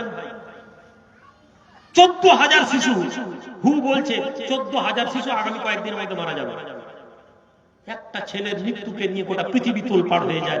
একটা ছেলের মৃত্যুকে নিয়ে আমরা শেয়ার করি, 14,000 ছেলে কিছুদিনের মধ্যে মারা যাবে খেতে না পেয়ে। আজকে সেই মুসলমানদের ব্যাপারে আমাদের আলোচনা করার ক্ষমতা নেই, সেই মুসলমানদের ব্যাপারে আমরা কেউ প্রতিবাদ করিনি। আজকে প্যালেস্টাইনের মুসলমানদের জন্য আমরা একবার রাস্তায় দাঁড়িয়ে আমরা প্রতিবাদ করতে পারিনি, আমরা দাঁড়িয়ে লিখে বুকের মধ্যে লিখিয়ে দাঁড়াতে পারিনি। প্যালেস্টাইনের শিশু আমরা লজ্জিত, আমরা তোমাদের কিছু, আমেরিকা করছে, ইউরোপ করছে, ওখানকার মানুষ দাঁড়িয়ে প্রতিবাদ করছে, আমরা ভয় পাচ্ছি। আহা, আমাদের এমনি বলছে এনআরসি থেকে নাম কেটে দিবে। হে আল্লাহর বান্দা, যুবকেরা, জওয়ানেরা, সাইয়েদনা আবু কুদামা রাহমাতুল্লাহ আলাইহি বলেন, আমরা সকলে মিলে রাতের বেলা বিশ্রাম নিলাম। এমন সময় রাতের বেলা দরজার মধ্যেখানে আওয়াজ হয় ঠক ঠক করে। আমি আওয়াজ দিলাম, কে? বাইরে থেকে একটা মহিলা কণ্ঠের আওয়াজ, একজন মেয়ে মানুষের গলার আওয়াজ, ইফতাহিল বাব ইয়া আবা কুদামা। হে আবু কুদামা, দরজা খোলো। একজন মহিলা কণ্ঠের আওয়াজ এলো, হে আবু কুদামা। আমার টাইম আছে এখন? মানুষ দেখে 8-10 মিনিট বাকি। না না, ঠিক আছে, আমি ওইটুকুই বলবো, বেশি বলি, আমি অল্প সময় বলবো, একটু বেশি। হে আবু কুদামা, দরজা খুলুন। আবু কুদামা বলছেন, বিদেশে বিভূমি একজন মহিলার কণ্ঠ, আমি দরজা খুলতে ভয় পেলাম। আমি বললাম, কে আপনি? বলেন, হে আবু কুদামা, আমি আল্লাহর ওয়াস্তে দিচ্ছি, আপনি ভয় পাবেন না, আপনি দরজা খুলুন। হে যুবক, যখন তোমাকে কেউ আল্লাহর ওয়াস্তা দেয় তখন তুমি দরজা খুলো, তুমি ভয় পেও না। কেউ যদি তোমাকে আল্লাহর ওয়াস্তা দিয়ে ডাক দেয়, তুমি ভয় পেও না, তুমি দরজা খুলো। হে যুবক, আল্লাহর ওয়াস্তা দিয়ে যদি তোমার কাছে কেউ কিছু চায়, তুমি চেষ্টা করো তাকে দেওয়ার, কেননা এটা তোমার নবীর আদর্শ। জোরে বলুন না সুবহানাল্লাহ। ইমামে আযম ইমাম আবু হানিফা রাহমাতুল্লাহ আলাইহি রাস্তা দিয়ে হেঁটে যাচ্ছেন, যেতে যেতে যেতে যেতে হঠাৎ একটি মেয়ে ডাক দিয়েছে, হে আবু, ইমাম আবু হানিফা একটু আসুন, আসুন, আমার ঘরে একটি বাচ্চা মরে যাচ্ছে, একটু ওকে কলমা পড়িয়ে দিন। আসলে এই মহিলাটিকে কয়েকজন আলেম প্ল্যান করে ডেকে দিয়েছে, ডেকে ইমাম আবু হানিফাকে বেইজ্জত করবে, ইমাম আবু হানিফাকে অসম্মান দিবে, চরিত্র নিয়ে আওয়াজ তুলবে। ইমাম আবু হানিফা রাহমাতুল্লাহ আলাইহি ওই মেয়েটার ঘরে ডাক দেওয়া সময় পৌঁছে গিয়েছিলেন। ওই মেয়েটা, লোকেরা ঢুকে দরজা লাগিয়ে চিল্লাচিল্লি করে মানুষ জড়ো করে বলেছিল, দেখো নোমান বিন সাবেদ একটা বিধবা মেয়ের ঘরে ঢুকেছে। হ্যাঁ হ্যাঁ, জামানার ইমামকেও বেইজ্জতি সহ্য করতে হয়েছে। নবীজি, একজন মহিলা ডাক দিয়েছে, ইয়া রাসূলুল্লাহ, আমি একটু কথা বলবো। নবীজি বলেন, বলো। আপনি একটু এগিয়ে আসুন, নির্জনে কথা বলবো। আল্লাহ নবীকে ডেকে একটা জায়গায়, মেয়েটি একটু খ্যাপা টাইপের মেয়ে ছিল, ব্রেন খারাপ ছিল। নবীজি পাগলের সাথে গিয়ে দাঁড়িয়ে কথা বলেছেন। আমার ভাইয়েরা, এই ইসলামের এই আদর্শটাকে দেখুন। চিল্লে কথা বলে দিলে শুধু আমি ইসলাম বুঝে গেলাম, আর চিৎকার দিয়ে সুবহানাল্লাহ বলে দিলাম ইসলাম বললাম নয়। ইসলাম বুঝে যখন চিৎকার দিবেন, এর মজা অনেক আলাদা। আবু কুদামা বললেন, যখন আল্লাহর ওসিলা দিয়ে আমাকে বললো আল্লাহর ওয়াস্তে দরজা খুলুন, আমি থাকতে পারলাম না, আমি দরজাটা খুললাম। হে আবু কুদামা, আমি দরজা খুলে দেখলাম একটি মহিলা চট করে আমার হাতে একটা ছোট্ট পুটলি একটা বড় পাত্র দিয়ে বললো, হে আবু কুদামা, এইটা আপনি রাখুন। বলে সে সালাম দিয়ে বেরিয়ে গেল। বোরখা পরা মেয়ে, আমি তাকে চিনি না। আমি আস্তে আস্তে সেই বোরখার বিদ্যুৎ খুললাম, আমি দেখলাম একটা ঘোড়ার লাগাম, ঘোড়ার জিন যে লাগাম থাকে থাকলাম, মহিলাদের চুল দিয়ে বানানো, আর একটি চিঠি। হে আবু কুদামা, চিঠিতে লেখা আছে, হে আল্লাহর বান্দা আবু কুদামা, আল্লাহ আপনার প্রতি রহম করুক। আপনি এমন একজন মানুষ যে উম্মতের জন্য পরিবার ছেড়ে উম্মতের জন্য মুসলমানদেরকে দিয়ে আল্লাহর রাস্তায় বেরিয়েছে। জোরে বলবেন না ভাই? আল্লাহর রাস্তায় বেরোন ভাই, আল্লাহর রাস্তায় বেরোন, দিনের রাস্তায় বেরোন। দিনের রাস্তায় বেরোনোর মজা অনেক। যারা দিনের রাস্তায় বেরোনোর মজা বুঝে গেছে, সেখানে যতক্ষণ না ত্যাগ করছেন ততক্ষণ আপনি দিনের রাস্তায় চলেননি। মজলিসে বসে সুবহানাল্লাহ বলে আর 500 টাকা খরচ করে দিনের রাস্তায় আসা যায় না। দিনের রাস্তা মানে কোরবানি করা, দিনের রাস্তা মানে কিছু স্যাক্রিফাইস করা। আপনি নিজের জীবনে যখন ইসলামের জন্য যদি কোনো স্যাক্রিফিকেশন না থাকে, আপনি নিশ্চিত থাকুন আপনি কোথাও না কোথাও পূর্ণ ইসলামের মধ্যে আসতে পারেননি। নবীজির কোরবানি ছিল, নবীজির ত্যাগ ছিল, নবীজির রক্ত বেরিয়েছে, নবীজির পায়ে আঘাত লেগেছে, নবীজির দাঁতে আঘাত লেগেছে, নবীজিকে ফাইন্যান্সিয়ালি স্ট্রাইক করা হয়েছে, নবীজিকে পাহাড়ের মধ্যে বন্ধ রাখা হয়েছে, নবীজিকে আঘাত করা হয়েছে, নবীজিকে বেইজ্জত করা হয়েছে ইসলামের জন্য। যে নবীকে আল্লাহ বরদাস্ত করেন না কেউ বেয়াদবি করুক, সেই নবীর উপরে এত পরীক্ষা নেওয়া হয়েছে। কথা বুঝছেন না? বুঝেন? আরে নবীর উপর পরীক্ষা হয়নি? নবীর সামনে বেয়াদবি করলে আপনার ঈমান ধ্বংস হয়ে যাবে। সেই নবী কত ধরনের নবীর উপর পরীক্ষা চলেছে সেটা আমরা প্রত্যেকে জানি। আর আমির হলাম আমার জীবনে খুলে দেখছি, আমার তো কোনো পরীক্ষাই নেই, আমাকে তো কোনো কষ্টই করতে হয়নি, আমাকে তো কোনো স্যাক্রিফাইস করতে হয়নি, আমাকে তো কোনো ত্যাগ করতে হয়নি, আমাকে তো কোনো কোরবানি করতে হয়নি। তাহলে আমি কেন এই কথা ভাবছি যে আমি একদম নবিয়ানা আমলে আছি? মসজিদে নামাজ পড়তে কেউ বাধা দেয়নি, নামাজ পড়লে কোনো অসুবিধা নেই।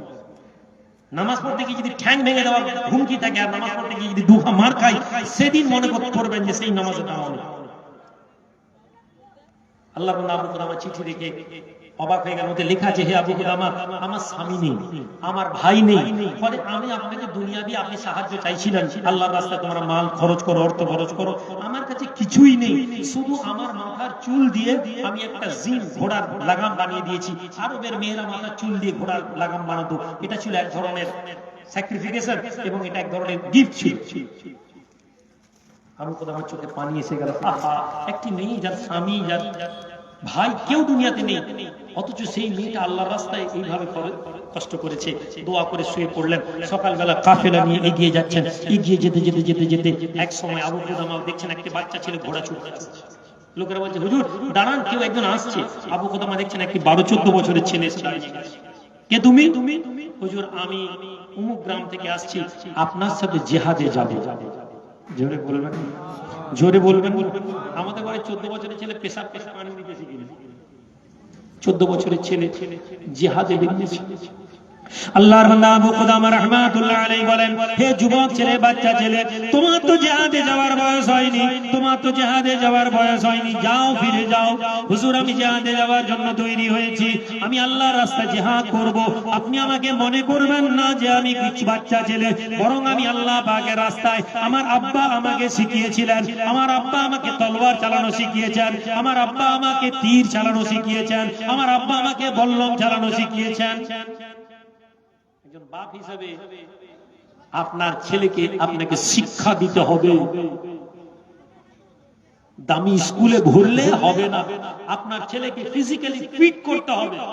আমার স্কুলে আমি ক্যারাটের ক্লাস করেছি, হাওড়া জেলায় কথা চলছে একজন কুংফু টিচার আসবে। যে কোনো বিরোধী লোককে বলছি, আপনি পাক্কা আমার বিরোধিতা করেন, আপনি কি পরিচয় দিতে হবে না, শুধু একদিন গিয়ে না স্কুলে পুরো ঘুরবেন, ফুল স্কুলে ঘুরবেন, টিচার কতজন আছেন গুনবেন, শিক্ষক কতজন আছেন গুনবেন, ম্যাডাম কতজন আছেন গুনবেন, স্টাফ কতজন আছেন পুরো গুনবেন। বেতন আপনি জানা আছে, এমনি গিয়ে জিজ্ঞেস করবেন ক্লাস 3 এর বেতন কত, 2 এর বেতন কত, বেতন গুনবেন, কত বাচ্চা আছে গুনবেন, হিসাব করবেন, কত পার্সেন্ট ডিসকাউন্ট আছে দেখবেন। 30% মতন এবছর ডিসকাউন্ট দিয়েছে এই বাচ্চাদেরকে। হিফজের বিভাগের 50% উপরে সমস্ত হিফজের ছেলেকে 50% ডিসকাউন্ট দিয়ে রেখেছি। টোটাল টাকা আমার ইনকাম দেখবেন, আমার খরচ আর ইনকাম দুটো মিলাবেন, আপনি বুঝতে পারবেন আমি কি। একদল লোক ইন্টেনশনালি বলে ওখানে তো বড় লোকেদের ছেলেরা পড়ে, হলদিয়া থেকে একটা বাস আসে, হলদিয়া থেকে একটা বাস আসে। এই বাসে খরচ কত? বাসে প্রতিদিন 3 দিনে 2000 টাকা, প্রতিদিন 2000 টাকা করে তেল লাগে, মাসে 52,000 টাকা ডিজেল লাগে। বড় এসি বাস, ড্রাইভার খরচ 14,000, সার্ভিসিং 5,000, কিস্তি 50,000, এইসব নিয়ে প্রায় 1,20,25,000 টাকার মতন খরচ। আর স্কুলের বাসে টোটাল বাচ্চা থেকে 61,000 টাকা খাতায় কলমে আসে, প্রত্যেক মাসে সব বাপরা পয়সা দেয়। একটা বাসের পিছনে 60 থেকে 70,000 টাকা ভর্তি খেয়েছি, একটা বাসের পিছনে। কেন বলছি বলেন তো ভাই? হিম্মত রাখি, আল্লাহ পাক তৌফিক দিয়েছে। বড় বড় কথা বলার আগে ওই যে বললাম, যখন কোনো কথা বলি তখন মানুষের কাছে কাগজ রেখে কথা বলি। কিন্তু এই স্কুলে প্রয়োজন ছিল না ক্যারাটে শেখানো, প্রয়োজন ছিল না জুডো শেখানো, প্রয়োজন ছিল না স্কাউট টিম আসছে, একজন ম্যাডাম আসবেন নেক্সট মান্থ থেকে, একজন ম্যাডামকে রিক্রুট করা যে স্কাউটিং শেখাবে। কিসের জন্য ভাই? আপনার ছেলে অনেক বড় আলেম, মসজিদের ইমাম সাহেব, কোনদিন মুভমেন্টে এগিয়ে আসতে পারেন। এই ইয়াং ছেলেদের কথা ঠিক আছে, একটা বুড়ো লোককে আপনি দেখবেন না 100টা বুড়ো ইমাম সাহেবের মধ্যে 50 বছরের রাস্তায় দাঁড়িয়ে প্রতিবাদ করে চিৎকার করে কথা বলতে পারেনি। ও তো ছোটবেলা থেকে মানুষ হয়েছে দুর্বল। আমাদের ছেলেদেরকে তৈরি করতে হবে। কেন বললো? এই ছেলে বলছে আমার আব্বা আমাকে তলোয়ার চালানো শিখিয়েছেন, বল্লম চালানো শিখিয়েছেন, তীর চালানো শিখিয়েছেন। আবু কথা বলছেন খুব আশ্চর্য তো, তোমার বাপ তোমাকে এত কিছু শিখালো, তোমার বাপ নিজে আসেনি, তুমি আসছো? হুজুর আমার আব্বা জিহাদে গিয়ে শহীদ হয়ে গেছে। অবাক হয়ে গেছে। আল্লাহর বান্দা আবু কুদামা রাহমাতুল্লাহ আলাইহি বলেন, হে ছেলে তুমি আমাকে কি কথা শোনালে? তোমার আব্বা যদি শহীদ হয়ে যান তোমার বাড়ি থেকে আছে। হুজুর আমার বাড়িতে আমার মা আছেন, আমার মায়ের জন্য আমার মা বাড়িতে একা আছেন। হুজুর বলতে লাগেন ছেলে রে, তোমার জন্য জিহাদ বলে কিছু নেই, তোমার জন্য জিহাদ হচ্ছে তোমার মায়ের খিদমত করা। নবীজির কাছে এসে ইয়া রাসূলুল্লাহ আমি জিহাদে যাব, ইয়া রাসূলুল্লাহ আমি জিহাদে যাব। নবী বলেন কে আছে বাড়িতে? মা। তোমার মায়ের খিদমত করো, এটাও জিহাদের থেকে বড়। মায়ের কাছে এসে পৌঁছে গেছে, মা আমি জিহাদে যাব। মা বলেন ঘরে কেউ নেই, আমি জিহাদে যাব। সব বন্ধুরা জিহাদে যাচ্ছে। আজ আমাদের ঘরের ছেলেরা মায়ের কাছে এসে কি বলে? মা মুই দীঘা যাব। সব বন্ধুরা দীঘা যাচ্ছে, আমি দীঘা যাব। ঝগড়া করে, যাত্রা দেখতে যাব, ফাংশন দেখতে যাব।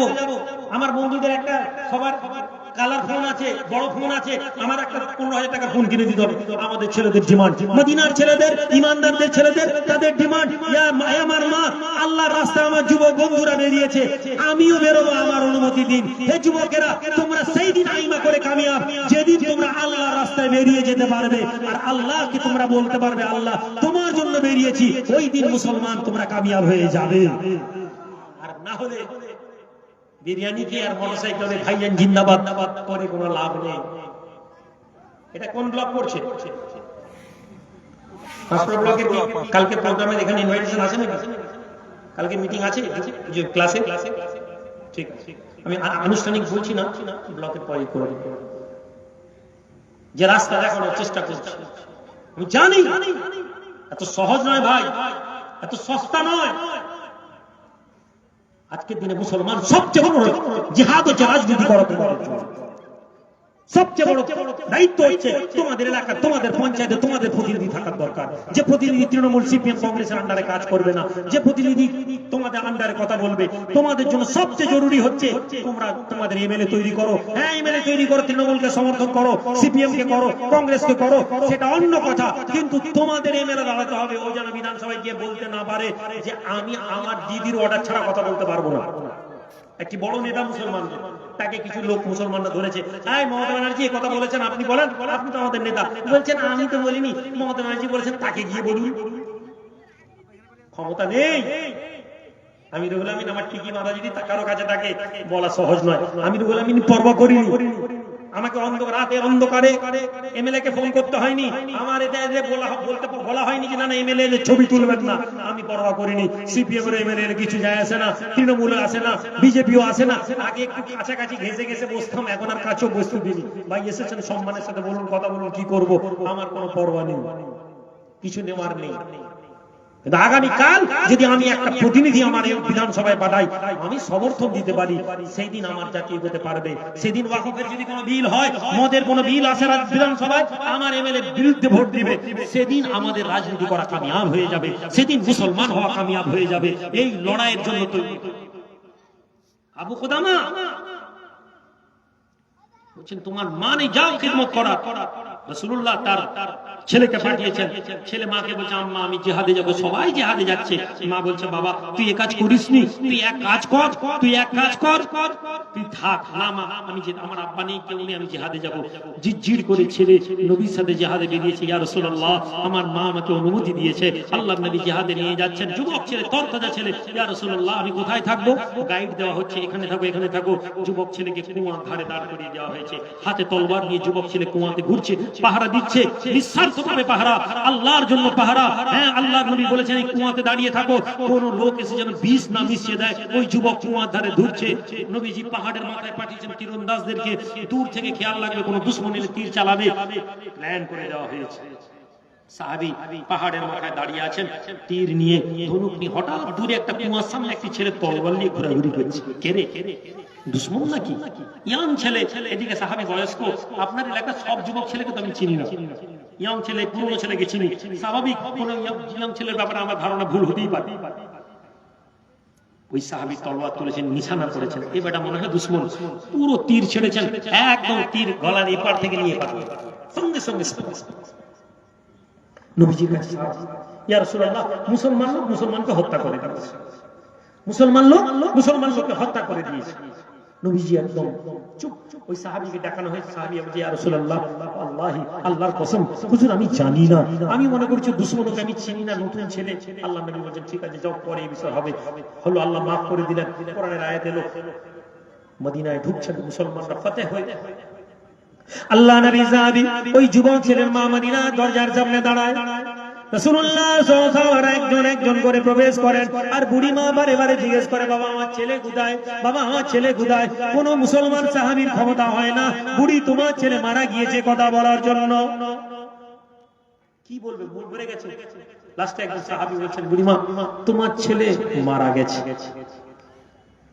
বুড়ি বলছে বাবা আমার ছেলে মারা গেছে মানে? আমার ছেলে তো জিহাদে গিয়েছিল, মরে গেল কি হবে? ও তো শহীদ। আল্লাহ তো কোরআনে বলেছেন ওয়ালা তাকুলু লিমান ইউকতালু ফি সাবিলিল্লাহ। আরে যারা আল্লাহর রাস্তায় মারা গেছে তাদেরকে মৃত বলো না। কোরআনে আল্লাহ বলেছেন ওয়ালা তাহসাবান্নাল্লাযীনা কুতিলু ফি সাবিলিল্লাহি আমওয়াতা। ও মুসলমানেরা, যারা আল্লাহর রাস্তায় মারা গেছে অন্তরে তাদেরকে মৃত বলো না। তোমরা আমার ছেলেকে মরে গেছে বলছো কেন, শহীদ বলনি কেন? ওই বলছেন আসলে তোমার ছেলে জিহাদ করতে করতে মরে যায়নি, মুসলমান লোক তীর মেরে মেরে দিয়েছে। বুড়ি বিভ্রান্ত হয়ে গেছে, অবাক, ছুটেছে রাসূলুল্লাহর দিকে। আল্লাহ নবী দাঁড়িয়ে আছেন, আল্লাহ নবী যে সওয়ারি ছিল সওয়ারির হাতটা ধরে নিয়েছে, লাগাম ইয়া রাসূলুল্লাহ। বুড়ি মাকে দেখে নবী বলছেন বল, হে আল্লাহর নবী আমার ছেলে একটাই ছেলে, ইয়া রাসূলুল্লাহ আমার ছেলে একটাই ছেলে, আমার ছেলে আল্লাহর নবী আপনার কথাতে জিহাদে গিয়েছিল, ওই ছেলেটিকে জিহাদে পাঠিয়েছিলাম, ইয়া রাসূলুল্লাহ আমার ছেলে মারা গিয়েছে, এখন ওরা বলছে আমার ছেলে নাকি শহীদ না, ইয়া রাসূলুল্লাহ তারা বলছে মুসলমানের চুঠাঘাতে, মুসলমানের তীরের আঘাতে মওত হয়েছে। হে আল্লাহর নবী আমি কি আমার ছেলে কি শহীদ হয়নি? যুবক রে, জওয়ান রে, না না না মুসলমান তোমার ওই মা বলেনি ইয়া রাসূলুল্লাহ আমার ছেলে কেন মরে গেল, একথা বলেনি ইয়া রাসূলুল্লাহ আমার ছেলেকে তো আপনার দায়িত্বে দিয়েছিলাম, বরং এই কথা প্রশ্ন করে হে নবী আমার ছেলে শহীদ হয়েছে না হয়নি? আমার ছেলেকে তো কোনো বিরোধী দুশমন তো মারেনি, মুসলমান মেরে দিয়েছে। মুসলমানটা বলছে আমার ছেলে মরে গেছে, আমার ছেলেকে বলছে আমার ছেলে নাকি শহীদ না। আল্লাহর নবী বলছেন হে বুড়ি মা, না তোমার ছেলে শহীদ, বরং তোমার ছেলে শুধু শহীদ নয়, তোমার ছেলে আল্লাহর জান্নাতুল ফিরদাউস সবচেয়ে উঁচু জান্নাতের মধ্যে আল্লাহ তাকে রেখেছেন। জোরে বলুন, জোরে বলুন নারে তাকবীর, নারে তাকবীর। আমি আপনাদের কাছে কথা বলার উদ্দেশ্য আমাদের একটা রাস্তা তৈরি করতে হবে। সেই রাস্তাটা হচ্ছে কি? তরিকুনা। আমাদের তরিক কি? আপনি চিৎকার দিয়ে বলবেন আল জিহাদ, আল জিহাদ। ভুলে যান নেন, ভয় পেয়ে পাবেন না। হতে পারে এক বক্তব্য দেওয়ার জন্য কারো দুশ্মন হয়ে যাবো, হতে পারে কালকে আমাকে ভয় দেখানো হবে, হতে পারে আমি ভয় পেয়ে যেতে পারি। খোদার কসম, আল্লাহ যদি আমার অন্তরে ভয় না দেন, পৃথিবীর কোন মানুষ আমাকে ভীত করতে পারে না। আল্লাহ বলছেন, যারা আল্লাহকে রব বলে মেনে নিয়েছে, ইন্নাল্লাযীনা ক্বালু রাব্বুনাল্লাহ সুম্মা ইসতাকামু তাতানাজ্জালু আলাইহিমুল মালায়েকা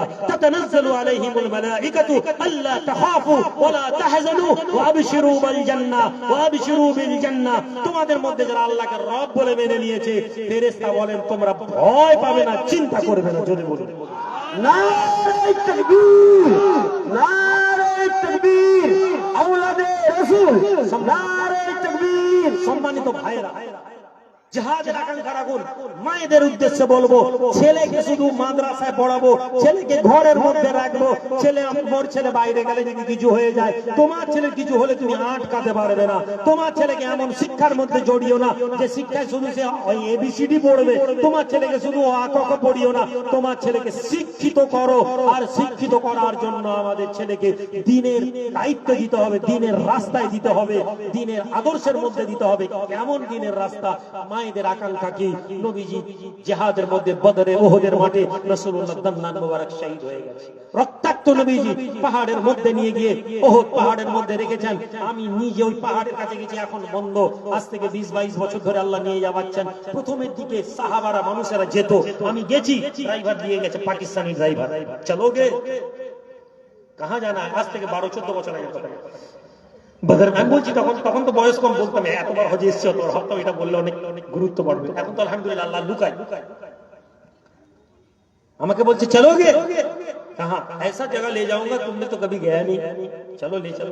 गाड़ी নিয়ে গেল বদরের ওহদের পাহাড়ের ভিতরে, রাস্তার দিকে একটা ছোট্ট জায়গা, ওদিকে ওহদের মাঠ, যেখানে হাজিরা গিয়ে দাঁড়িয়ে থাকে, যেখানে সাইয়েদনা হামজার ইয়ে আছে, মাজার আছে, অন্যান্য সাহাবাদের নিয়ে গিয়ে একটা ছোট্ট গলিতে, দুপুর ফাঁকা, তখন তো হজে কটা লোক, দুপুর বেলা একদম কটকটে। আর আমি জিয়ারতে বেরোলে বেশিরভাগ টাইম জোহরের নামাজ পড়ে বেরোই। আপনাদেরকে বলছি, যাদের একটু ক্ষমতা আছে, আপনারা রাতে দুপুরে জিয়ারতে যান। সাধারণত মানুষ জিয়ারত সকালে যায়, বিকেলে যায়, তাহলে জিয়ারতের জায়গাটা দুপুরের দিকে ফাঁকা থাকে। তাহলে আমি গিয়ে গেছি একটা পাহাড়ের উপরে, আস্তে আস্তে হাঁটিয়ে হাঁটিয়ে একটা ছোট্ট, দুটো পাহাড়ের মাঝে একটা গলির মতন করা আছে। আমাকে বলছে চলো অন্দর চলো। গিয়ে দাঁড়িয়েছি, আল্লাহু আকবার, বলছে কুছ महसूस हुआ? একটা আশ্চর্য ঠান্ডা এবং খুশবু। আমি বলছি থোড়া ঠান্ডা है। আমি তো তখন কম বয়স, আমি বলছি ये पहाड़ के बीच में है इसलिए। बच्चे हंसते, बोले नहीं बाबू, इसी मकाम में अल्लाह के नबी को रखा गया था। जोरे बोल, এই পাহাড়ের এইখানেই রাসূলুল্লাহ দান্নান মোবারক যখন শহীদ হয়েছিল, নবীজিকে কাঁধে করে সাহাবারা নিয়ে সেইখানেই রেখেছিলেন। এইখানেই আল্লাহর নবীর রক্ত মোবারক পড়েছিল মাটিতে। যেদিন থেকে এই রক্ত পড়ে প্রবাহিত হয়েছিল, সেই সময় থেকে আজও এখানে খুশবু বেরিয়ে আসছে। যেটা আমার নিজের চোখে দেখা জমজম কূপ, যা আমার দেখা, এই জিনিসগুলো আজকের দিনে আর নেই ভাই। আজকে যারা হজে যাচ্ছেন, নতুন যারা দেখেছেন, মসজিদুল হারামে যেখানে নতুন মসজিদ, ওখানে হোটেল ছিল, আমরা থেকেছি। আল্লাহ জান্নাত নসিব করেন আমাদের মাসিক মদিনা সৈয়দ আশরাফ সাহেব, আওলাদে রাসূল, দাদা হুজুর পীর কিবলা রাহমাতুল্লাহ আলাইহি সিলসিলার একজন বড় খাদেম। মাসিক নদী কি ম্যাগাজিনটা বেরোতো, সৈয়দা সাহেব একটা ম্যাগাজিন বার করতেন না, কি নাম ভুলে গেছি, মাসিক মদিনা বেরোতো না, নদিয়া ভুলে গেছি আমি নাম। যাই হোক, উনি বেরোতো, উনাকে দেখছি। নেদা ইসলাম, এই নদিয়া নদিয়া ওই জন্য করছি, নেদা ইসলাম, নেদা ইসলাম বেরোচ্ছেন, উনাকে গেছি। আমার সাথে সাইম সিদ্দিকী ভাই আছে, তখন উনি হজে গেছেন, বলছেন চলো তোমাকে জিজ্ঞাসা, আমি তো চিনি নি, বসছেন খানায় খাবার বাইরে, আর আমি তখন আসরের নামাজে বসছি। আমি তো আছি ওরকম ফুটকাটা, আপনারা জানেন। আমি বলছি হুজুর, আমরা তো সব ফুটফুরা সিলসিলার সব দাদা হুজুর পীর কিবলাকে মাননেওয়ালা লোক, হুজুর আমরা কি একটু মিলাদ করবো নি? উনি বলছেন হ্যাঁ হ্যাঁ মিলাদ হোক, একটু দোয়া হোক। আমি বলছি হুজুর মিলাদ হলে তো একটু আমাদের একটু সিন্নি মিষ্টি মিষ্টি আছে, একটু মিষ্টি মিষ্টি হোক। হাসছেন, বলছেন এখানে মিষ্টি কোথায় পাবো? আমি সাইম ভাইকে বলছি চলেন থামস আপ কিনে নিয়ে আসি, পেপসি নিয়ে আসি, এটা দিয়ে সিন্নি বলে চালিয়ে যাওয়া হবে। উদ্দেশ্য নিয়ে হতে হবে, জোরে বলুন সুবহানাল্লাহ। মিষ্টি খাওয়া, জিলাপি খাওয়াটা উদ্দেশ্য, কিন্তু আপনার নিয়তটা কি আছে, এই নিয়তটা নিয়ে রাখতে হবে। তখন আমি এসছি, সাহেব ভাই আমাকে হুজুর যে অনেকবার হজ করেছে। হুজুর আমাকে বলছেন, হ্যাঁ কতবার হজ করেছে তুমি দেখেছো? খানায় কাবায় তাওয়াফ করে সাফা মারওয়া করতে যাওয়ার টাইম মধ্যেখানে লোকেদের ঘর, বাথরুম, পায়খানা ডিঙিয়ে ডিঙিয়ে আমরা সাফা মারওয়ায় গেছি, দেখেছো? আমি বলছি, না হুজুর আমি তখন থেকে দেখছি। যদি বলুন না সুবহানাল্লাহ। এসব মানুষকে জেনে রাখুন। আমরা দুর্ভাগ্য হলে কথা সত্য, আমরা আমাদের যোগ্য আলেমদেরকে মর্যাদা দিতে পারি না, আমরা যোগ্য আলেমদেরকে সম্মান দিতে পারিনি। এটা একটা অনেক বড় দুঃখের কথা। আমি রুহুল আমিন সব সময় ভেবেছি আমি একাই নেতা, আমি একাই পীরের আওলাদ, আমি একাই হুজুর, আমার গদিটাই গদি, আর কাউকে আমার মানা যাবে না। এই মানুষরা কত বড় সিলসিলা মুজাহিদ ছিলেন আমরা জানি না, কিন্তু আমাদের লোকে আপনারা জানেননি, আপনাদের জানা উচিত ছিল। এদের নাম আমরা বলতে পারিনি, এটা আমাদের ব্যর্থতা। দিনের পর দিন এমন মসজিদের, অসংখ্য মসজিদের ইমাম আছেন যারা দাদা হুজুর সিলসিলার এই বড় পালকিটাকে ঘাড়ের উপরে টেনে নিয়ে গেছেন। আমি রুহুল আমিন একবার বছরে এসে ওয়াজ করে বড় বড় কথা বলে চলে যাচ্ছি, 364 দিন এই মসজিদের ইমাম, মসজিদের মুরব্বি, মানুষের এই সিলসিলার ঝান্ডাকে ধরে রেখেছে। তাদের জন্য একবার তাকবীর দেওয়া হবে না? নারে তাকবীর, নারে তাকবীর। দাদা হুজুরের সিলসিলা মুরিদগণ ধরে বলুন না, মুরিদ না থাকলে আমি রুহুল আমিনের কোনো অস্তিত্ব নেই। তাবলীগের লোক আমাকে ভালো মুখে বলে, তারা আমাকে মানবে না, এটা সত্য কথা। আহলে হাদিসের লোক আমাকে ভালো বলে, তারা কখনো আমার কিয়াম করতে আসবে না, এটা সত্য কথা। তাহলে আমাকে যে মানে তারা হচ্ছে পীরপন্থী, অথচ এই পীরপন্থী মর্যাদা আমি দিতে পারলাম না, এটা আমার দুঃখ। ওই মসজিদের ইমামের মর্যাদা আমি দিতে পারলাম না, এটা আমার ব্যর্থতা। ওই আলেমের মর্যাদা আমি দিতে পারলাম না, এটা আমার ব্যর্থতা। কেননা আমি এই মসজিদের ইমামকে আমার প্রতিযোগী বানিয়ে নিলাম, এটা আমার ব্যর্থতা। হুজুর বলছেন দেখেছো না, হুজুর দোয়া করেছিলাম। সম্মানিত হাজিরিন, সম্মানিত বন্ধুরা, আমার ভাইয়েরা, বাবাজিরা, ওই পাহাড়ে আবু খুদা রাহমাতুল্লাহ আলাইহি, এই কি বলে আল্লাহর নবী উঠেছেন, এরা এসেছে কেরা? একজন মদিনায় শয়তান এসে বলেছে আল্লাহ রাসূল শহীদ হয়ে গেছে, রাসূলুল্লাহ শহীদ হয়ে গেছে। গোটা মদিনায় আওয়াজ তুলে দিয়েছে। যখন তুলে দিয়েছে কি হবে? শয়তান এসে আওয়াজ তুলেছে। একজন বুড়ি মা উম্মে আম্মারা রাদিয়াল্লাহু তাআলা আনহা, হাদিসের কিতাবে এসেছে তখন তার বয়স 91 বছর, কেউ কেউ বলেন 100 বছর পার হয়ে গেছে। উম্মে আম্মারা শুয়েছিলেন খাটে, মুসলমানরা জিহাদে গেছে, এমন সময় শয়তান এসে আওয়াজ দিচ্ছে মুসলমান মুহাম্মদ রাসূলুল্লাহ শহীদ হয়ে গেছেন। উম্মে আম্মারা উঠে পড়েছেন, উঠে পড়ে হাতে একটা লাঠি নিয়ে হাঁটতে হাঁটতে হাঁটতে হাঁটতে ওহদের দিকে এগিয়ে যাচ্ছেন। লোকেরা যাচ্ছে, উম্মে আম্মারা কোথায় যাচ্ছ? বাবা জিহাদের মাঠে যেও না, তোমার স্বামী শহীদ হয়ে গেছে। উম্মে আম্মারা রাদিয়াল্লাহু তাআলা আনহা বলেন, মুসলমানেরা আমি আমার স্বামীর খবর নিতে আসিনি, বলো রাসূলুল্লাহ কেমন আছেন? বলতে লাগে আল্লাহর নবী ভালো আছেন। আবার উম্মে আম্মারা এগিয়ে যান, লোক দাঁড়িয়ে যায়, উম্মে আম্মারা তুমি আর যেও না, এই জিহাদের মাঠে তোমার ছেলে শহীদ হয়ে গেছে। উম্মে আম্মারা বলেন যে আমার ছেলের খবর নিতে আসিনি, বলো রাসূলুল্লাহ কেমন আছেন? আবার এগিয়ে যাচ্ছে, বুড়িমা তোমার এই আত্মীয় মরে গেছে, আত্মীয়র খবর নিতে আসেনি, বলো রাসূলুল্লাহ কেমন আছেন? একটা করে গিয়ে পাহাড়ের নিচে এসেছেন। সাহাবারা বলছেন ইয়া রাসূলুল্লাহ উম্মে আম্মারা আসছে। কে উম্মে আম্মারা? এই জিহাদের মাঠে ওর 7 জন আত্মীয় শহীদ হয়েছে। 7 জন কেন এসেছে? ইয়া রাসূলুল্লাহ উম্মে আম্মারা আপনার সাথে দেখা করতে এসেছে, শুনেছে আপনি নাকি শহীদ হয়েছেন, বলছে রাসূলুল্লাহকে চোখে দেখবো। উম্মে আম্মারা রাদিয়াল্লাহু তাআলা আনহা পাহাড়ে, সাহাবারা বলছে নবীজি উপরে আছেন, তুমি উঠতে পারবে না। উম্মে আম্মারা বলছে আমাকে ধরে তুলো। কাঁধের মধ্যে 2 জন সাহাবী কাঁধে করে ধরে টেনে টেনে টেনে টেনে উম্মে আম্মারা রাদিয়াল্লাহু তাআলা আনহাকে নিয়ে গেছেন। নিয়ে গিয়ে উম্মে আম্মারা দাঁড়িয়েছেন। আল্লাহর নবী বলছেন উম্মে আম্মারা আমি শুনেছি তোমার অনেকেই শহীদ হয়েছে স্বামী। ইয়া রাসূলুল্লাহ আমার গোটা আত্মীয় মারা গেছে, আমার মনে দুঃখ ছিল, আপনাকে দেখেছি আমার মনের মধ্যে সব দুঃখ শেষ হয়ে গেছে। ইয়া রাসূলুল্লাহ উম্মে আম্মারা নবী বলেন কি চাও? ইয়া রাসূলুল্লাহ আমি চাই আমার জন্য আপনি শহীদের মওতের দোয়া করে দেন। সুবহানাল্লাহ বলবেন না? আল্লাহ নবী দোয়া করে দিয়েছিলেন, আল্লাহ রাসূল দোয়া করে দিয়েছিলেন। এই দোয়া উম্মে আম্মারাকে শহীদ করে দিয়েছিলেন। তিনি পড়ে গিয়ে ঘাড় দিয়ে করে শহীদ হয়েছিলেন। ভাই আমার, আমি আপনার আলোচনা এগোবো না। আমাদের ভাইকে আসছেন নাকি? হ্যাঁ এসে গেছে, আমি দেখলাম। মাশাআল্লাহ ভাই, আমি 11:30 ছেড়ে দিলাম, মুশফিকিন ভাই ঢুকছেন দেখে আমি বলছিলাম তাহলে ছাড়া যাবে না, একটু ধরে রেখে দিন। আমার ভাইরা একবার মুহাব্বতে তাকবীর দিন, নারে তাকবীর, নারে তাকবীর, নারে তাকবীর, নারে জনাব মির্জা ভাই সাহেব, জনাব মির্জা ভাই সাহেব, নারে তাকবীর।